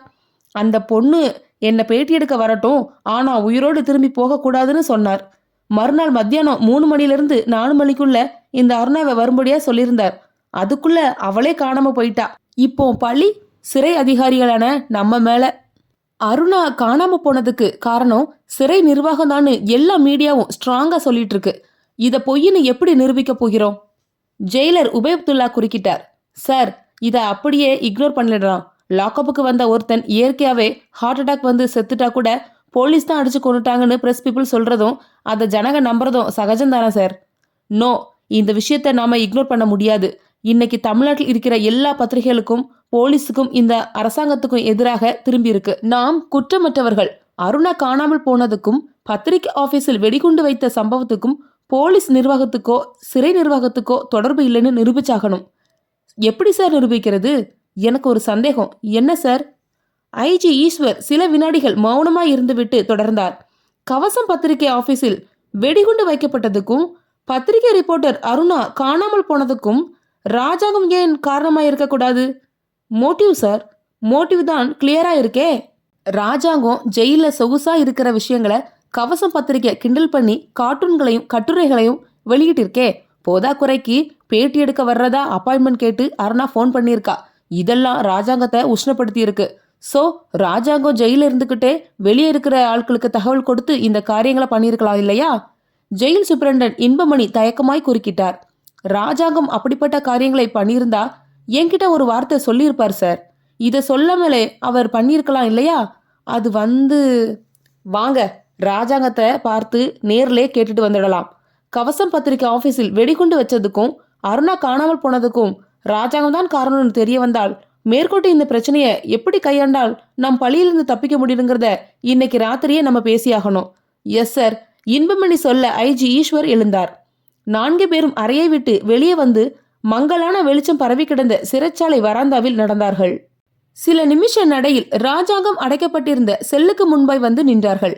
கம்பி கதவில் தொங்கிக் கொண்டிருந்த பூட்டுக்கு விடுதலை கொடுத்து உபயப்துல்லா கதவை தள்ளினார். அது கீச்சிட்டு உள்ளே போயிற்று. கட்டிலில் குப்புறப்படுத்து ஆழ்ந்த தூக்கத்தில் இருந்த ராஜாங்கத்துக்கு முன்பாய் போய் இன்பமணி பவ்யமாய் நின்றார். ஐயா, ஐயா, ஐஜி உங்களை பார்த்து பேசுறதுக்காக வந்திருக்காங்க. 2 நிமிஷம் பேசிட்டு போயிடுறோம். இந்த ராத்திரி நேரத்துல வந்து உங்களை தொந்தரவு பண்றதுக்கு. இன்பமணியின் பேச்சு சற்றென்று நிற்க கட்டிலுக்கு கீழே பரவியிருந்த ரத்தம் அவருடைய விழிகளை நிலைக்குத்த வைத்தது. ஐயா! ராஜாங்கத்தை மல்லாத்தினார் இன்பமணி. மல்லாந்த ராஜாங்கத்தின் விரைந்த விழிகள் இலக்கில்லாமல் வெறிக்க கடவாயில் ஒரு இரத்த நூல் ஒழுகி உறைந்து போயிருந்தது. அத்தியாயம் 9. மறுநாள் காலை 11 மணி ஜீப்பில் வந்து இறங்கிய ஐஜி ஈஸ்வரை இன்பமணி எதிர்கொண்டார். சல்யூட் பதித்தவரிடம் ஈஸ்வர் கேட்டார், ராஜாங்கத்தின் போஸ்ட்மார்டம் ரிப்போர்ட் முடிந்ததா? முடிந்தது சார். டாக்டர் பட்டாபிராமன் உங்களுக்காகத்தான் வெயிட் பண்ணிட்டு இருக்கார். பத்திரிகை நிருபர்கள் ஓடி வந்து ஈஸ்வரை சூழ்ந்து கொண்டார்கள். மரணம் எப்படி சார்? கொலையா? போலீஸே அடிச்சு கொண்டுட்டதா எதிர்கட்சி தலைவர் சொல்றார். அதுக்கு உங்களோட பதில் என்ன சார்? ராஜாங்கம் விஷம் சாப்பிட்டு தற்கொலை செய்துகிட்டதா ஆளுங்கட்சி தலைவர் சொல்லிட்டு இருக்காங்க. இதை பத்தி உங்க கருத்து என்ன சார்? நிருபர்கள் சுற்றிலும் நின்று கொண்டு கேள்விகளை வீச ஈஸ்வர் கையமர்த்தினார். போஸ்ட்மார்டம் ரிப்போர்ட் இன்னமும் கைக்கு வரல. இன்னும் கொஞ்ச நேரத்துக்குள்ள ராஜாங்கம் எப்படி செத்தாருங்கிற கேள்விக்கு விடை தெரிஞ்சிடும். பொறுமையா இருங்க. ஈஸ்வர் சொல்லிக்கொண்டே நிருபர்களை பிளந்து நடந்தார். இன்பமணி பின்தொடர்ந்தார். இந்த பத்திரிகைக்காரங்களோடு பெரிய தொல்லை சார். வேண்டாத கேள்விகளெல்லாம் கேட்டு வீண் பிரச்சனையை உண்டு பண்றாங்க. ஹாஸ்பிட்டலின் கேஷுவாலிட்டி வார்டை கடந்து மார்ச்சுரி அறைக்கு போகும் வராந்தாவில் நடந்தார்கள். ஈஸ்வர் சொன்னார், மரணம் இயற்கையானதாக இருந்துட்டா பரவாயில்ல, இல்லைன்னா தலைவலிதான். சார், இது ஒரு மர்டரா இருந்துட்டா அதை நம்மளால ஃபேஸ் பண்ண முடியுமா? முதல்ல போஸ்ட்மார்டம் ரிப்போர்ட் பார்ப்போம். வேக வேகமாய் நடந்தார்கள்.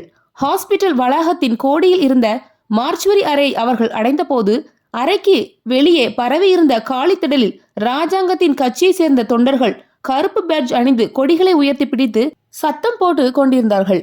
அசிஸ்டன்ட் போலீஸ் கமிஷனர் டேனியல் மாணிக்கம் ஐஜி ஈஸ்வரை எதிர்கொண்டு மார்ச்சுவரிக்கு உள்ளே கூட்டிக் கொண்டு போனார். பார்மலின் நாத்தம் சுவாசம் வழியாக உள்ளே போய் குடலை உருவி விட்டது. ராஜாங்கத்தின் போஸ்ட்மார்ட்டத்தை முடித்துவிட்டு காத்திருந்த டாக்டர் பட்டாபிராமன் ஈஸ்வரை பார்த்ததும் பக்கத்தில் வந்தார். உங்களுக்காகத்தான் வெயிட் பண்ணிட்டு இருக்கேன் மிஸ்டர் ஈஸ்வர். சொல்லுங்க டாக்டர், என்ன விஷயம்? ராஜாங்கத்தோட மரணம் இயற்கையானது தானே? அப்படி இருந்தா போஸ்ட்மார்டம் ரிப்போர்ட்டை எப்போவோ ஃபில்அப் பண்ணி உங்க கையில கொடுத்துருப்பேன் சார். நானும் என் வேலையை பார்த்துட்டு போயிட்டு இருப்பேன். பிறகு எப்படி டாக்டர் மரணம்? மர்டரா? எஸ். உடம்புல ஒரு சின்ன காயம் கூட இல்லையே டாக்டர்? காயம் இருக்கு, பட் கண்ணுக்கு தெரியாத கடுகு சைஸ் காயம். கடுகு சைஸ் காயமா? எஸ், வாங்க காட்டுறேன் சொன்ன டாக்டர் பட்டாபிராமன் ராஜாங்கத்தின் உடல் கிடத்தப்பட்டு இருந்த மேஜைக்கு கூட்டிக் கொண்டு போனார். இடுப்பில் மட்டும் ஒரு உள்ளாடையுடன் மல்லாந்து கிடந்த ராஜாங்கத்தின் உடலை நெருங்கிய டாக்டர் ராஜாங்கத்தின் இடது பக்க மார்பு பகுதியை காட்டினார். இந்த மார்பு பகுதியை பாருங்க. ஈஸ்வர் பார்த்தார். காயம் தெரியுதா? தெரியலையே. நல்லா பாருங்க மிஸ்டர் ஈஸ்வர். கருஞ்சிவப்பு நிறத்தில் ஒரு இரத்த புள்ளி உங்க பார்வைக்கு புலப்படுதா? பார்த்தார் ஈஸ்வர். கடுகு சைஸில் ஒரு இரத்த புள்ளி உறைந்து தெரிந்தது. டாக்டரை பார்த்து புன்னகைத்தார் ஈஸ்வர். இது எப்படி டாக்டர் காயமாகும்? காயம்தான். இந்த இரத்த புள்ளி தான் ராஜாங்கத்தின் உயிரை பறிச்சிருக்கு. எப்படி டாக்டர்? ஈஸ்வர் திகைத்தார். கொலையாளி ஒரு நீளமான ஊசியால ராஜாங்கத்தின் இடது மார்பில் குத்த அந்த ஊசி கீழே இறங்கி அவரோட இருதயத்தில் ஓட்ட போட்டிருக்கு. ஊசியால குத்தப்பட்ட இதயம் ரத்தத்தை கொஞ்சம் கொஞ்சமா வெளியேற்றி துடிப்பை நிறுத்தியிருக்கு. இதயத்துக்குள்ள ஊசிய இறக்கிருக்காங்களா? எஸ். டாக்டர், ஜெயிலுக்குள்ள இப்படி ஒரு சம்பவம் நடக்க சாத்தியமே கிடையாது. அதை பத்தியெல்லாம் எனக்கு தெரியாது மிஸ்டர் ஈஸ்வர். ராஜாங்கத்தின் மரணம் ஒரு திட்டமிட்ட கொலை. ஆனா இத மர்டர்னு சொன்னா எதிர்கட்சிக்காரங்க தமிழ்நாட்டுல ஒரு பெரிய கலவரத்தையே உருவாக்கிடுவாங்க.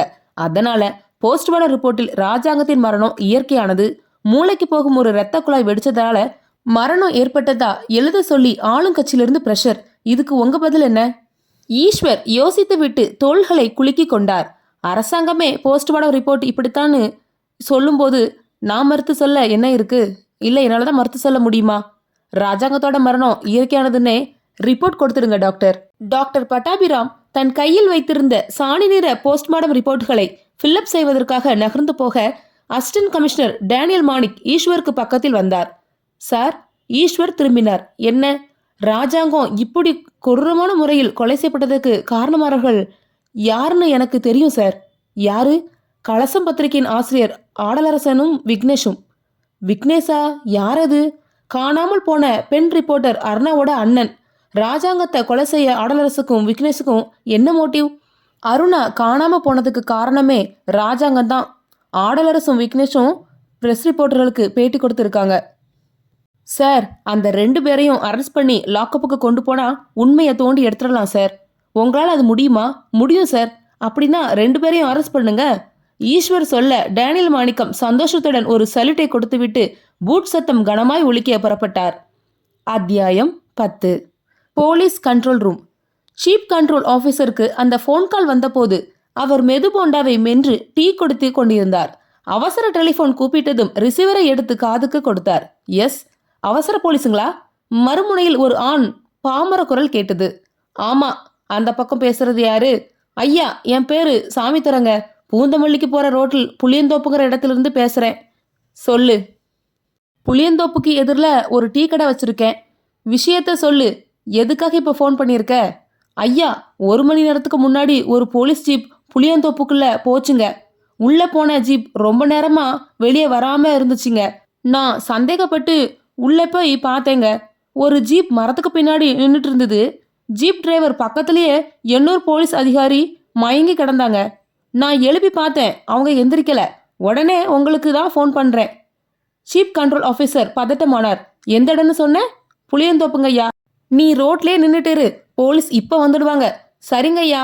மறுமுனையில் ரிசீவர் வைக்கப்பட்டு விடவே சீப் கண்ட்ரோல் ஆஃபீஸர் அந்த செய்தி RFக்கு கடத்த அடுத்த 5 நிமிட நேரத்துக்குள் ஜீப்பும் வேணும் புளியந்தோப்பை நோக்கி புறப்பட்டது. 20 நிமிஷமே புயல் பயணம். புளியந்தோப்பு வந்தது. ரோட்டின் ஓரத்திலேயே லுங்கியும் பனியனுமாய் நின்றிருந்தான் சாமித்துரை. ஐயா, ஜீப்ல ஏறு. முன்னால் உட்கார்ந்திருந்த போலீஸ் அதிகாரி ஒருவர் குரல் கொடுக்க சாமித்துரை ஜீப்பில் தொற்றிக்கொண்டு தோப்புக்குள்ளே வழிகாட்டி கொண்டு போனான். அடர்த்தியான புளியந்தோப்பில் மண்பாதை ஒன்று மரங்களுக்கு மத்தியில் வளைந்து கொண்டு போயிற்று. அந்த பக்கம் சார். சாமித்துரை கை காட்டிய பக்கம் போலீஸ் ஜீப் ஒன்று தெரிய போலீஸ் அதிகாரிகள் இறங்கி ஓடினார்கள். கூடவே அழைத்து வந்த டாக்டரும். ஜீப்பின் டிரைவிங் சீட்டில் டிரைவரும் பக்கத்திலே ஒரு போலீஸ் அதிகாரியும் தலைகள் துவண்டு கிடந்தார்கள். டிரைவரை கீழே கிடைத்துவிட்டு போலீஸ் அதிகாரியை தொட்டு தூக்கியவர்கள் திடுக்கிட்டார்கள். அசிஸ்டன்ட் கமிஷனர் டேனியல் மாணிக்கம் ரத்தத்தில் நனைந்து கிடந்தார். கடைவாயிலும் மூக்கு துவாரங்களிலும் இரத்த பொட்டுக்கள். டிரைவரை புரட்டி பார்த்தார்கள். அவருடைய உடம்பில் உயிர் இருப்பதற்கு அறிகுறியாய் நாசி துவாரங்களில் நூலிலையாய் சுவாசம் வந்து கொண்டிருந்தது. முகத்தில் தண்ணீர் தெளித்து 10 நிமிடம் உலுக்கிய பின் அவர் கண்களை திறந்து மலங்க மலங்க விழித்தார். பின் பீதி விலகாத முகத்தோடு பேச ஆரம்பித்தார். ஏசி சார் ஜீப்ல வந்து உட்கார்ந்ததும் கவசம் பத்திரிகை ஆபீஸுக்கு போனான்னு சொன்னார். நானும் ஜீப்பை நகர்த்தி ரோட்டுக்கு வந்தேன். திடீர்னு என் கழுத்துல ஏதோ ஊர்ந்த மாதிரி இருக்கவே திரும்பி பார்த்தேன். ரிவால்வர் தெரிஞ்சுது. கூடவே பின்னாடி குரலும் கேட்டுது. டிரைவர் திரும்பி பார்க்காம வண்டியை ஓட்டணும். ஏசி சார், உங்களுக்கும் தான் சொல்றேன். திரும்பி பார்த்தா தோட்டா உங்க பின்மண்டக்குள்ள போய் மூளைய கண்ணாடியில செதறடிச்சிரும். இந்த கன்றாவியெல்லாம் நடக்க கூடாதுன்னா நான் சொல்றதுக்கு நீங்க ஒத்துழைப்பு கொடுக்கணும் அப்படின்னு சொன்னான். ஏசி சாரும் நானும் ஒத்துக்கிட்டோம். அந்த ஜீப்பை பூந்தமல்லி பக்கம் ஓட்ட சொன்னான். நானும் ஓட்டினேன். ஆள் எப்படி இருந்தான்? ரியர் வியூ கண்ணாடி வழியா பார்க்க முயற்சி பண்ணேன். மிரர் ஆங்கிள் சரியா இல்லாதனால பார்க்க முடியல. ஏசி சார் 2 தடவை அவனை பார்க்க முயற்சி பண்ண போது பிஸ்டலால அவரை அடிச்சான். இன்னொரு தடவை திரும்பி பார்க்க முயற்சி பண்ணா சுட்டு தள்ளுற தவிர வேற வழி இல்லைன்னு சொன்னான். அதுக்கப்புறமா நாங்கள் 2 பேருமே திரும்பி பார்க்கல. அப்புறம் ஜீப்பை புளியந்தோப்புக்கு விட சொன்னான். புளியந்தோப்புக்கு வந்தோம். அவன் எதுக்காக உங்களை கடத்தினான்? அவனோட கோபம் முழுக்க ஏசி சார் மேல் தான் இருந்தது. அவர் சப் இன்ஸ்பெக்டரா இருந்த போது நடந்த லாக்அப் டெத்துகள், இன்ஸ்பெக்டரா இருந்த போது நடந்த கற்பழிப்புகள், கள்ளச்சாராய தொழிலுக்கு விபச்சார தொழிலுக்கும் ஆதரவா இருந்தது. அசிஸ்டன்ட் கமிஷனரான பிறகு முறைகேடா வாங்கியவை, கிரிமினலுக்கு பாதுகாப்பா இருந்தது. இதையெல்லாம் பட்டியல் போட்டு சொல்லிக்கிட்டே வந்தான். ஏசி சார் ஒரு கட்டத்தில் அவங்கிட்ட மன்னிப்பும் கேட்டார். எல்லா குற்றத்தையும் ஒத்துக்கிறேன், என்ன ஒன்றும் பண்ணிடாதேன்னு கெஞ்சினார். ஆனா அவன் திடீர்னு தன்னோட வலது கையை ஒரு மாதிரியாய் சாய்த்து ஏசி சார் கழுத்துல ஒரு வெட்டு வெட்டினான். அவர் அப்படியே சீட்ல சரிஞ்சு விழுந்தார். நான் அவரை பிடிக்க போனது என் கழுத்துலயும் ஒரு வெட்டு விழுந்தது. அந்த வெட்டு விழுந்ததுமே கண்ணுக்குள் இருட்டு பரவியது. அவ்வளவுதான் எனக்கு தெரியும் சொன்ன டிரைவர் தன் கண்களை அலைய விட்டு சுற்றுமுற்றும் பார்த்தார். ஏசி சார், எனக்கு ஒன்றும் ஆகலையே. வந்தவன் வேலையை முடிச்சுட்டு போயிட்டான். ஜெயில ராஜாங்கம் கொலை செய்யப்பட்ட மாதிரியே ஏசி டேனியல் மாணிக்கத்தையும் தீர்த்து கட்டியிருக்கான். அத்தியாயம் 11. போலீஸ் டிபார்ட்மெண்ட் மொத்தமும் கொதித்து போயிருந்தது. டிஜிபி குலசேகரன் எல்லா டிவி சேனலுக்கும் ஆவேசமாய் பேட்டி கொடுத்து கொண்டிருந்தார். பட்ட பகலில் ஒருவன் உதவி போலீஸ் கமிஷனரை போலீஸ் ஜீப்பிலேயே கடத்தி கொண்டு போய் கொலை செய்திருக்கிறான். இந்த விஷயத்தை நாங்கள் சும்மா விடப்போவதில்லை. என்ன செய்ய போகிறீர்கள்? ஒரு நிருபர் கேட்டார். போலீஸ் இலாக்கா திறமையாக செயல்பட முடியாததற்கு காரணமே இங்கே உள்ள அரசியல்வாதிகள்தான். அரசியல்வாதிகள் போட்டுக்கொள்ளும் சண்டைகளால் நாங்கள் பொதுமக்களிடம் கெட்ட பெயர் வாங்குகிறோம். தமிழ்நாட்டில் உள்ள எல்லா கிராமங்களிலும் ஏதாவது ஒரு கட்சியை சேர்ந்த அரசியல்வாதிகள் கள்ளச்சாராயம் காய்ச்சுகின்றார்கள். விபச்சார தொழில் நடத்துகிறார்கள். இதில் சில பேர் எம்எல்ஏக்களா இருப்பதுதான் கொடுமை. இந்த மாதிரியான எம்எல்ஏக்களுக்கு அந்த ஊர் போலீஸ் ஒத்துழைப்பு கொடுப்பதில்லை என்றால் அந்த போலீஸ் அதிகாரிகள் பந்தாடப்படுகிறார்கள். நாங்களும் மனிதர்கள்தான், எங்களுக்கும் குடும்பம் இருக்கிறது. அரசியல்வாதிகள் ஒருத்தரையொருத்தர் அடித்துக் கொள்ளட்டும், வெட்டி கொள்ளட்டும், சாகட்டும், எங்களை ஏன் பலிகடவாக்குகிறார்கள்? ஒரு நிருபர் குறுக்கிட்டார். கொலை செய்யப்பட்ட டேனியல் மாணிக்கம் எந்த குற்றமும் செய்யவில்லை என்று சொல்கிறீர்களா? அவர் குற்றங்கள் செய்தவர்தான். பினாமி பெயரில் ஒரு ஹோட்டலை கட்டியிருக்கிறார். அதில் பிரதான பிசினஸில் விபச்சாரம்தான் என்பது எனக்கு தெரியும். எந்த கட்சி ஆட்சிக்கு வந்தாலும் அந்த கட்சிக்கு ஜாலரா தட்டி கொண்டு அவர்கள் செய்த கிரிமினல் வேலைகளுக்கெல்லாம் உடந்தையாக இருந்தவர்தான். அதற்காக இப்படியொரு கோரமான முடிவு அவருக்கு நேர்ந்திருக்க வேண்டிய அவசியம் இல்லை. டேனியல் மாணிக்கம் தண்டிக்கப்பட வேண்டியவர் என்றால் அவர் கோர்ட் மூலமாகத்தான் தண்டிக்கப்பட வேண்டும். இப்படி இருதயத்தில் ஓட்டை போட்டு அல்ல. பக்கத்தில் இருந்த சிறை ஐஜி ஈஸ்வர் கண்களில் கோபம் கொப்பளிக்க குறுக்கிட்டு பேசினார். இன்றைக்கு மாலை ஒட்டுமொத்த உயர் போலீஸ் அதிகாரிகளும் முதலமைச்சரை சந்தித்து பேச இருக்கிறோம். போலீஸ் அதிகாரிகளுக்கு கூடுதல் அதிகாரம் வேண்டும். அரசியல்வாதிகள் யாரும் எந்த சிபாரிசுக்கும் போலீஸ் ஸ்டேஷன் படி ஏறக்கூடாது. கள்ளச்சாராய பேர்வழிகளை தண்டிக்க முழு உரிமை வேண்டும். எம்எல்ஏக்களின் பேச்சுக்களை கேட்டுக்கொண்டு எந்த போலீஸ் அதிகாரியையும் டிரான்ஸ்பர் செய்யக்கூடாது. இப்படிப்பட்ட கோரிக்கைகளோடு முதலமைச்சரை சந்தித்து மனு கொடுக்க போகிறோம். எக்ஸ் மினிஸ்டர் ராஜாங்கம் சிறைசாலை செல்லில் வைத்தே இதயத்துக்குள் நீளமான ஊசியை சொருகி கொலை செய்யப்பட்டிருக்கிறார். அதேபோல் உதவி போலீஸ் கமிஷனர் டேனியல் மாணிக்கமும் போலீஸ் ஜீப்பிலேயே கடத்தப்பட்டு இதயத்தில் ஓட்டை போட்டு கொலை செய்யப்பட்டிருக்கிறார். இந்த கொலைகளுக்கு காரணமானவர்கள் யாராக இருக்க முடியும் என்று நினைக்கிறீர்கள்? சிறை ஐஜி ஈஸ்வர் கோபத்தில் முகம் சிவக்க கத்தினார். அது யாராக இருந்தாலும் சரி, எந்த கொம்பனாக இருந்தாலும் சரி, இன்னும் 2 நாட்களில் கண்டுபிடித்து விடுவோம். நாளை கழித்து மறுநாள் பத்திரிகை நிருபர்களான நீங்களும் இதே இடத்துக்கு இதே நேரத்திற்கு இங்கே வாருங்கள். கொலையாளியை நீங்கள் பார்க்கலாம். காணாமல் போய்விட்ட பெண் பத்திரிகையாளர் அருணாவை கண்டுபிடிக்க போலீசார் இதுவரைக்கும் என்ன நடவடிக்கை எடுத்துள்ளது? அருணாவை கண்டுபிடிக்க போலீஸ் ஸ்குவாட் 1 ஏற்பாடு பண்ணியிருக்கோம். அவங்க அருணாவை தேடிக்கிட்டு இருக்காங்க. அருணா கொலை செய்யப்பட்டிருக்கலான்னு சில பத்திரிகைகளில் செய்தி வந்திருக்கே. அருணா பற்றி எந்த செய்தியும் இதுவரைக்கும் கிடைக்காததால் அந்த செய்தி உண்மையாக இருக்கவும் வாய்ப்பு இருக்கு. அருணாவுக்கு ஆளும் கட்சியில் மட்டுமல்ல, எதிர்கட்சியிலும் கணிசமான எதிரிகள் இருக்கிறார்கள் என்ற உண்மை இப்போ வெளியே வந்திருக்கு. அத்தியாயம் 12. மறுநாள் காலை 10:30 மணி. ஈஸ்வர் ராஜாங்கம் சம்பந்தப்பட்ட ஒரு பழைய ஃபைலை புரட்டி பார்த்து கொண்டிருக்கும் போது உதவியாளர் உள்ளே வந்தார். அவர் கையில் ஒரு கடித கவர். சார், என்ன சண்முகம், உங்க பேருக்கு ஒரு தபால் வந்திருக்கு சார், வச்சுட்டு போ. உதவியாளர் கடித கவரை மேஜையின் மேல் வைத்து அதன் மேல் பேப்பர் வெயிட்டை வைத்து விட்டு நகர்ந்தார். ஈஸ்வர் ஒரு 5 நிமிட நேரம் ஃபைலை பார்த்து கொண்டிருந்து அந்த கடிதத்தை எடுத்தார். ஃப்ரம் அட்ரஸை பார்த்தார். பெயர் எதுவும் இல்லை. டு அட்ரஸில் கொட்டை கொட்டையான எழுத்தில் திரு ஈஸ்வர், சிறை ஐஜி அவர்கள், மத்திய சிறைச்சாலை, சென்னை என்று எழுதப்பட்டு இருந்தது. கடித கவரை பிரித்தார். உள்ளே 4 மடிக்கப்பட்ட ஒரு வெள்ளைத்தாள். மடிப்புகளை விரித்தார். பாதி கடிதம் பென்சிலாலும் மீதி கடிதம் பால்பெயின் பேனாவாலும் எழுதப்பட்டிருந்தது. உயர் திரு சிறை ஐஜி ஈஸ்வர் அவர்களுக்கு வணக்கம்.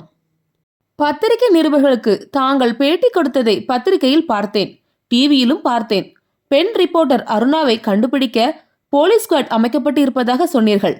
அந்த ஸ்குவாடை வேறு வேலை பார்க்கும்படி சொல்வது உத்தமம். ஏனென்றால் அருணா இப்போது உயிரோடு இல்லை. அவள் பரங்கிமலை கல்குவாரியில் 15 அடி ஆழத்தில் புதைக்கப்பட்டு விட்டாள். அவளை அப்படி புதைத்தது வேறு யாரும் இல்லை. உங்களுக்கு கீழே பணிபுரியும் ஜெயிலர் உபயத்துல்லாவும் வார்டன் சண்முகராஜம் தான். யார் என்ன தப்பு செய்தாலும் அவர்களை கைது செய்து கோர்ட்டில் நிறுத்தி சட்டப்படித்தான் நடவடிக்கை எடுப்பேன் என்று பத்திரிகை நிருபர்களிடம் சொன்னீர்கள். அருணாவை கொலை செய்தவர்கள் யார் என்பதை இந்த கடிதம் மூலமாக உங்களிடம் சொல்லிவிட்டேன். உங்களுக்கு 1 வாரம் அவகாசம். அந்த 2 பேரையும் சட்டப்படி கைது செய்து கோர்ட்டுக்கு கொண்டு போக வேண்டும். இந்த 1 வார அவகாசத்தில் நீங்கள் இதை செய்யவில்லை என்றால் இன்றிலிருந்து 8வது நாள் ஜெயலர் உபயத்துல்லாவும் வார்டன் சண்முகராஜனும் உயிரோடு இருக்க மாட்டார்கள். ராஜாங்கமும் டேனியல் மாணிக்கமும் எப்படி இதயங்களில் ஓட்டை போட்டு சாகடிக்கப்பட்டார்களோ அதேபோல் அவர்களும் சாகடிக்கப்படுவார்கள். போனஸ் எச்சரிக்கை. இனிமேலாவது சிறை நிர்வாகமும் போலீஸ் நிர்வாகமும் சிறப்பாக செயல்பட வேண்டும். தப்பு செய்பவர்கள் எந்த துறையில் இருந்தாலும் எனக்கு பிடிக்காது. ஒரு டிக்கெட் இதற்கு மேல் செல்லாது என்பது போல் அந்த டிக்கெட்டின் நடுவில் ஒரு ஓட்டை போடுவார்கள். அதே போல தப்பு செய்தவர்களின் இதயங்களில் நான் ஒரு ஓட்டை போட்டு தண்டிக்க வருவேன். உங்க பேரும் என்னோட ஹிட்லிஸ்ட்ல இருக்கு. இப்படிக்கு தமிழ்நாட்டின் தலைவிதி. கடிதத்தை படித்து முடித்த ஈஸ்வர் கைகள் நடுங்க இன்டர்காமை தொட்டு ரிசீவரை எடுத்தார். பட்டனை தட்டிவிட்டு கேட்டார். உபய் அப்துல்லாவா? ஆமா சார். வார்டன் சண்முகராஜன் பக்கத்தில் இருக்காரா? இருக்காரு சார். 2 பேரும் உடனே என்னோட ரூமுக்கு வாங்க. இப்போ வர்றோம் சார். ஈஸ்வர் ரிசீவரை வைத்த 1 நிமிஷ நேரத்துக்குள் உபய் அப்துல்லாவும் சண்முகராஜனும் விஷ் பண்ணிக்கொண்டே உள்ளே வந்தார்கள். ஈஸ்வர் 2 பேரையும் தன் கூர்மையான பார்வையால் அரை நிமிஷ நேரம் முறைத்துவிட்டு கேட்டார். பெண் ரிப்போர்ட்டர் அருணா உயிரோடு இருக்க வாய்ப்பு இல்லைன்னு எல்லா பத்திரிக்கைக்காரர்களும் எழுத ஆரம்பிச்சிட்டாங்க. இதை பத்தி நீங்க 2 பேரும் என்ன நினைக்கிறீங்க? உபய் அப்துல்லா முகத்தை பாவமாய் வைத்துக்கொண்டு சொன்னார். பத்திரிக்கைக்காரங்க பத்திரிக்கை விற்கணுங்கிறதுக்காக எதை வேணாலும் எழுதுவாங்க சார். சரி, நீங்க சொல்லுங்க, அந்த பொண்ணு உயிரோடு இருப்பாளா மாட்டாளா? எங்களுக்கு எப்படி சார் தெரியும்? அந்த பொண்ணை நாங்க பார்த்ததே கிடையாது. சண்முகராஜன், நீங்க கூடவா அந்த பெண்ணை பார்த்தது கிடையாது? பார்த்ததில்ல சார். சரி, 2 பேரும் இந்த லெட்டரை படிங்க. பேப்பர் வெயிட்டுக்கு கீழே காற்றுக்கு படபடத்து கொண்டிருந்த அந்த கடிதத்தை எடுத்து ஈஸ்வர் நீட்ட 2 பேரும் வாங்கி படித்துவிட்டு முகங்கள் இருண்டார்கள். சார், என்ன சொல்றீங்க? இந்த லெட்டரில் சொல்லப்பட்டிருக்கின்ற அத்தனை விஷயங்களும் பொய் சார். ஈஸ்வர் நாற்காலியை தள்ளி கொண்டு எழுந்தார். லெட்டர் வாசகங்கள் பொய்யா இருக்க முடியாதுன்னு நான் நினைக்கிறேன். ஏன்னா 4-5 நாட்களுக்கு முன்னாடி கைதிகளை கூட்டிகிட்டு பரங்கிமலை கல்குவாரிக்கு நீங்க 2 பேரும் தான் போயிருக்கீங்க. அன்னைக்கு மத்தியானத்திலிருந்து தான் அருணாவை காணோம். தமிழ்நாட்டின் தலைவிதி என்கிற பெயரில் லெட்டர் எழுதியிருக்கின்ற கொலையாளிக்கு இந்த விஷயம் எப்படியோ தெரிந்திருக்கு. உங்க 2 பேரோட உயிருக்கும் எந்த ஆபத்தும் வரக்கூடாதுன்னு நீங்க நினைச்சா எனக்கு நீங்க ஒத்துழைப்பு கொடுக்கணும். கொலையாளி யாருங்க கண்டுபிடிக்க இப்போ ஒரு வழி கிடைச்சிருக்கு. சார், சத்தியமா அந்த அருணாவை நாங்க கொலை பண்ணல. ராஜாங்க ஐயாவுக்கு போதை மருந்து வாங்கத்தான் நாங்க கல்குவாரிக்கு போனோம், அதுவும் உங்க அனுமதியோடு. ஈஸ்வர் தோள்களை குலுக்கி பெருமூச்சு விட்டார். ராஜாங்கம் விஷயத்துல நாம நிறைய தப்பு பண்ணிட்டோம். அது பொதுநல விரும்பியான எவனோ ஒருத்தனுக்கு பிடிக்கல. இதயத்துல ஓட்ட போட்டு வேட்டையாட ஆரம்பிச்சிட்டான். என்னோட பேரும் அவனோட ஹிட்லிஸ்ட்ல இருக்கிறதா சொல்லியிருக்கான். நாம 3 பேரையும் அந்த கொலையாளி தீர்த்து கட்டுறதுக்கு முன்னாடி நாம முந்திக்கணும். எப்படி சார்? நீங்க 2 பேரும் ஒரு 10 நாளைக்கு மெடிக்கல் லீவ் போட்டுட்டு ஏதாவது ஒரு பாதுகாப்பான இடத்துல போய் தங்கியிருக்குங்க. இது வெளியே யாருக்கும் தெரிய வேண்டாம். சார், நாங்க தங்கியிருக்கிற இடத்த கொலையாளி மோப்பம் பிடிச்சிட்டானா? கண்டிப்பா மோப்பம் பிடிப்பான். அந்த இடத்துக்கு கொலையாளி வரவும் முயற்சி செய்வான். அப்படி அவன் முயற்சி பண்ணுனா உங்க இடத்த கண்காணிக்கிற போலீஸ் அவனை ரவுண்ட் அப் பண்ணுவாங்க. போலீஸ் பிடியிலிருந்து அவன் தப்பிச்சுட்டு போக எப்படி முயற்சி பண்ணுவான். அந்த சமயத்துல உங்க 2 பேர்ல யாராவது ஒருத்தர் தயக்கம் காட்டாம அவனை சுட்டு தள்ளணும். அவன் உயிரோடு போலீஸில் மாட்டிக்கொள்ள கூடாது. அப்படி மாட்டிக்கிட்டா நம்ம வண்டவாளங்கள் முழுவதும் வெளியே வந்து பத்திரிகைகளிலும் டிவிகளிலும் நாரிடும். உபயத்துல்லாவும் சண்முகராஜனும் ஒருத்தரை ஒருத்தர் பார்த்து கொண்டு முகம் உயர்த்தார்கள். ஈஸ்வர் கேட்டார். உங்க 2 பேருக்கும் தெரிஞ்ச மாதிரி ஏதாவது பாதுகாப்பான இடம் இருக்கா? சண்முகராஜன் யோசித்து விட்டு சொன்னார். வேளச்சேரி போற ரோட்டில் குட்டி பங்களா ஒன்று இருக்கு சார். அந்த பங்களாவுக்கு சொந்தக்காரர் பேர் தாவூது. எனக்கும் உபய் அப்துல்லாவுக்கும் அவர் நெருங்கின ஃப்ரெண்ட். இப்போ அவர் துபாயில் இருக்கார். காலியா இருக்கின்ற பங்களாக்கு வாடகைக்கு விட சொல்ல சாவியை என்கிட்ட தான் கொடுத்துட்டு போயிருக்கார். ஸோ அந்த வீடு இப்போ காலியா தான் இருக்கு. ஆமா சார். அப்புறம் என்ன, அந்த வீட்லயே போய் நீங்க 2 பேரும் தங்கிக்கலாமே. ஒரு வாரத்துல என்ன நடக்குதுன்னு பார்த்துடலாம். சார், இது ஏதாவது ஒரு விபரீதத்துல போய் முடிஞ்சிடுமோன்னு பயமா இருக்கு. போலீஸ் படை நம்ம கிட்ட இருக்கும்போது பயம் எதுக்கு? சில நேரங்களில் இப்படிப்பட்ட துணிச்சலான முடிவுகளை எடுத்தாதான் கொலையாளியை பிடிக்க முடியும். யானையை பிடிக்க பள்ளத்தை தோன்ற மாதிரி தான் இதுவும். நாங்க என்னைக்கு சார் கிளம்பணும்? உங்க 2 வீலர் 2ம் ஜெயிலே இருக்கட்டும். ராத்திரி 8 மணிக்கு மேல் சிறைசாலையில் பின்பக்க வாசல் வழியா வெளியேறி ஒரு ஆட்டோவோ டாக்ஸியோ பிடிச்சி வேளச்சேரி பங்களாக்கு போயிருங்க. 2 மணி நேரம் கழிச்சு நான் ஒரு வாரம் 10 நாளைக்கு தேவைப்படுற அளவுக்கு வெஜிடபிள்ஸ் மளிகை ஜாமான்கள் வாங்கிக்கிட்டு வர்றேன். சண்முகராஜனுக்கு நல்லா சமைக்க தெரியும். ஒரு வாரம் எப்படியோ ஓட்டிருங்க. அதுக்குள்ள கொலையாளிய மடக்கிடலாம். சார், போலீஸோட கண்காணிப்புக்கு நான் ஏற்பாடு பண்ணிடுறேன். டிஜிபி கிட்ட பேசி நான் ஸ்பெஷல் பர்மிஷன் வாங்கிடுறேன். அந்த கொலையாளி நம்ம கைக்கு மாட்டுவானா சார்? வளைய விரிச்சு வைப்போம். அத்தியாயம் 13. ராத்திரி 8:30 மணி நியூஸை டிவியில் கேட்டுக்கொண்டிருந்த ஆடலரசு காலிங் பெல் அலரும் சத்தம் கேட்டு எழுந்து போய் கதவை திறந்தார். அருணாவின் அண்ணன் விக்னேஷ் கலைந்த தலையும் சவரம் செய்யப்படாத தாடையோடு நின்றிருந்தான். வா விக்னேஷ். உள்ளே இயந்திரமாய் நடந்து வந்து நாற்காலிக்கு சாய்ந்தான். தழுதழுத்த குரலில் கேட்டான். போலீஸ்கிட்டமிருந்து அருணாவை பத்தி ஏதாவது தகவல் கிடைச்சதா சார்? இல்ல விக்னேஷ், 10 நிமிஷத்துக்கு முன்னாடி கூட டிஜிபி கிட்ட பேசி பார்த்தேன். அருணாவை பத்தி ஒரு தகவலும் கிடைக்கலன்னு சொன்னார். சார், இந்த போலீஸ்காரங்க தான் ஏதோ பண்ணிட்டாங்க. என்னோட சந்தேகம் வேற விக்னேஷ். என்ன சார்? பரங்கிமலை கல்குவாரிக்கு வாரம் கைதிகளை கூட்டிட்டு ஜெயிலர் உபய் அப்துல்லாவும் வார்டன் சண்முகராஜனும் போறது வழக்கம். அங்க ஏதோ தப்பு நடந்திருக்கு. அதை கண்டுபிடிக்கணும்னு அருணா அடிக்கடி சொல்லுவா. அங்க போய் ஒருவேளை மாட்டிக்கிட்டாலோ என்னவோ.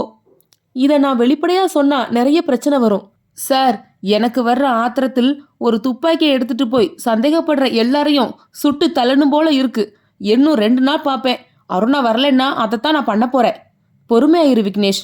எனக்கும் மனசுக்குள்ள கோபம் இருக்கு. அந்த கோபத்தை செயலில் காட்டாம எழுத்தில் தான் காட்டணும். டெலிஃபோன் மணி அடித்தது. எழுந்து போய் ரிசீவரை எடுத்தார். மறுமுனையில் டிஜிபி குலசேகரன் பேசினார். மிஸ்டர் ஆடலரசு, சொல்லுங்க சார். உங்க பத்திரிகை ஆபீஸில் வெடிகுண்டு வைக்க சொன்னது யாருன்னு இப்போ தெரிஞ்சு போச்சு. அந்த நபரை கைது செய்ய போலீஸ் போயிருக்கு. யார் சார் அந்த புண்ணியமா? உங்களுக்கு போட்டியாய் மார்க்கெட்டில் இருக்கின்ற வால்முனை பத்திரிகையின் ஆசிரியர் நாகப்பன். உங்க பத்திரிகையின் வளர்ச்சியையும் விற்பனையும் பார்த்து பொறாமைப்பட்ட நாகப்பன் ஜெயிலில் இருந்த ராஜாங்கத்துக்கிட்ட யோசனை கேட்க அவர் போட்டு கொடுத்த திட்டம் உங்க பத்திரிகையின் உதவியாசிரியர் கமலபித்தனை அதுக்காக பயன்படுத்தி இருக்காங்க. சார், என்னோட கவலையெல்லாம் இப்போ பத்திரிகை பத்தி கிடையாது, அருணாவை பத்தி. அருணாவை கண்டுபிடிக்க ஏதாவது ஒரு புது முயற்சிகள் போலீஸ் தரப்பிலிருந்து எடுக்கப்பட்டிருக்கா சார்? தேடுதலை தீவிரப்படுத்தி இருக்கோம். தைரியமா இருங்க ஆடலரசு. அருணாவையும் எப்படியும் கண்டுபிடிச்சு கொடுத்துருவோம். உங்ககிட்ட இருந்து அப்படி ஒரு நல்ல பதில் வரணும் ஒவ்வொரு நிமிஷத்துலையும் நகர்த்திக்கிட்டு இருக்கேன் சார். அருணாவோட பிரதர் விக்னேஷ் தங்க காணாம போன விஷயத்தில் ரொம்பவே மனசு உடைஞ்சு போயிட்டார். அவரையும் தைரியமா இருக்க சொல்லுங்க. நாகப்பன் கைது விஷயமா நாளைக்கு காலையில் நீங்க போலீஸ் ஸ்டேஷன் வரைக்கும் வர வேண்டியிருக்கும். வர்றேன் சார். ஆடலரசு ரிசீவரை வைத்துவிட்டு விக்னேஷிடம் திரும்பினார். டிஜிபி ரொம்பவும் நல்ல டைப். போலீஸ் டிபார்ட்மெண்ட்டில் இப்படிப்பட்ட நல்ல அதிகாரிகளும் இருக்காங்க. எல்லாம் வேஷம் சார். அப்படி சொல்லாதே விக்னேஷ், இவர் அப்படிப்பட்டவர் இல்லை. ஆடலரசு சொல்லிக் கொண்டிருக்கும் போதே வெளியே காலிங் பெல் அடிக்கும் சத்தம் கேட்டது. இந்நேரத்துக்கு யாருன்னு தெரியலையே. ஆடலரசு யோசனையாய் தாடையை தேய்க்க விக்னேஷ் எழுந்து போய் கதவை திறந்தான். வெளியே அருணா. அத்தியாயம் 14. வேளச்சேரி.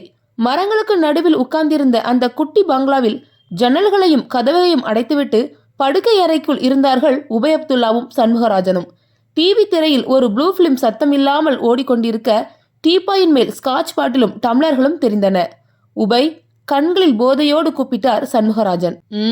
அந்த ரிப்போர்ட்டர் பொண்ணு அருணாவை நாம கல்லுக்குழில் போட்டதை யாரோ பார்த்துட்டாங்க. யார் பார்த்துருப்பாங்க? கல்குவாரியில் வேலை பார்த்துட்டு இருந்த அந்த 51 கைதிகளில் யாராவது ஒருத்தன் பார்த்துருப்பானோ? எனக்கும் அதே சந்தேகம்தான்.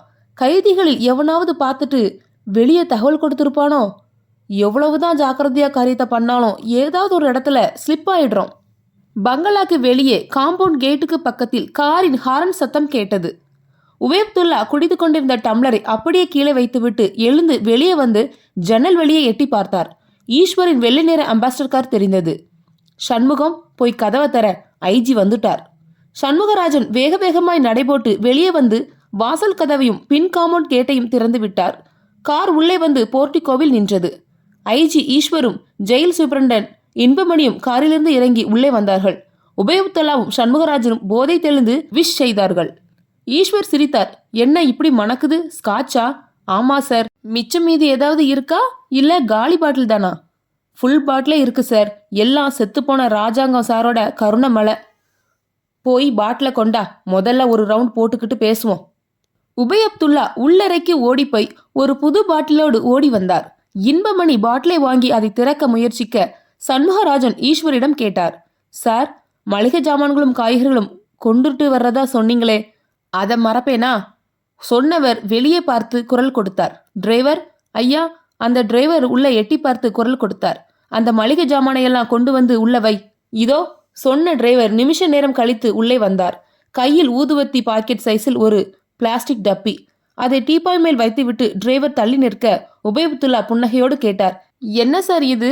மளிகை ஜாமான்களை கொண்டுட்டு வர சொன்னா டிரைவர் இதை கொண்டாந்து வச்சுட்டாரு. என்ன இது? ஈஸ்வர் அந்த நீளமான பிளாஸ்டிக் டப்பியை எடுத்து அதன் மேல் இருந்த ஒரு பட்டனை அழுத்த அது பிளக் என்று திறந்து கொண்டது. உள்ளே பளபளக்கும் உடம்போடு 1 அடி நீளத்தில் அந்த மெல்லிய ஊசி படுத்திருந்தது. அத்தியாயம் 15. அருணாவை பார்த்ததும் விக்னேஷுக்கும் ஆடலரசுக்கும் சில வினாடிகள் மூச்சடைத்து போயிற்று. அருணா, உனக்கு என்னாச்சு? இத்தனை நாளா எங்க போயிருந்த?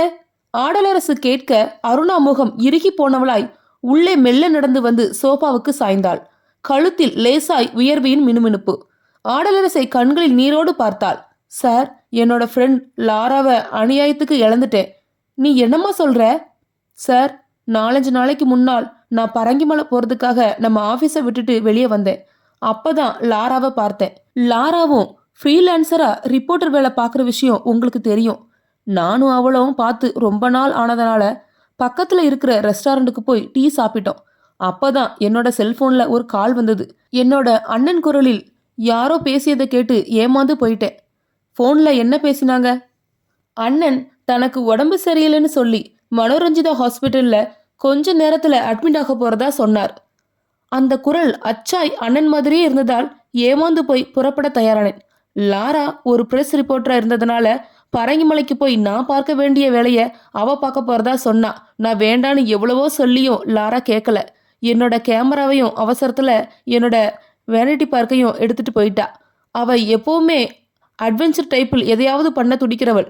விக்னேஷ் பதட்டமாய் குறுக்கிட்டான்.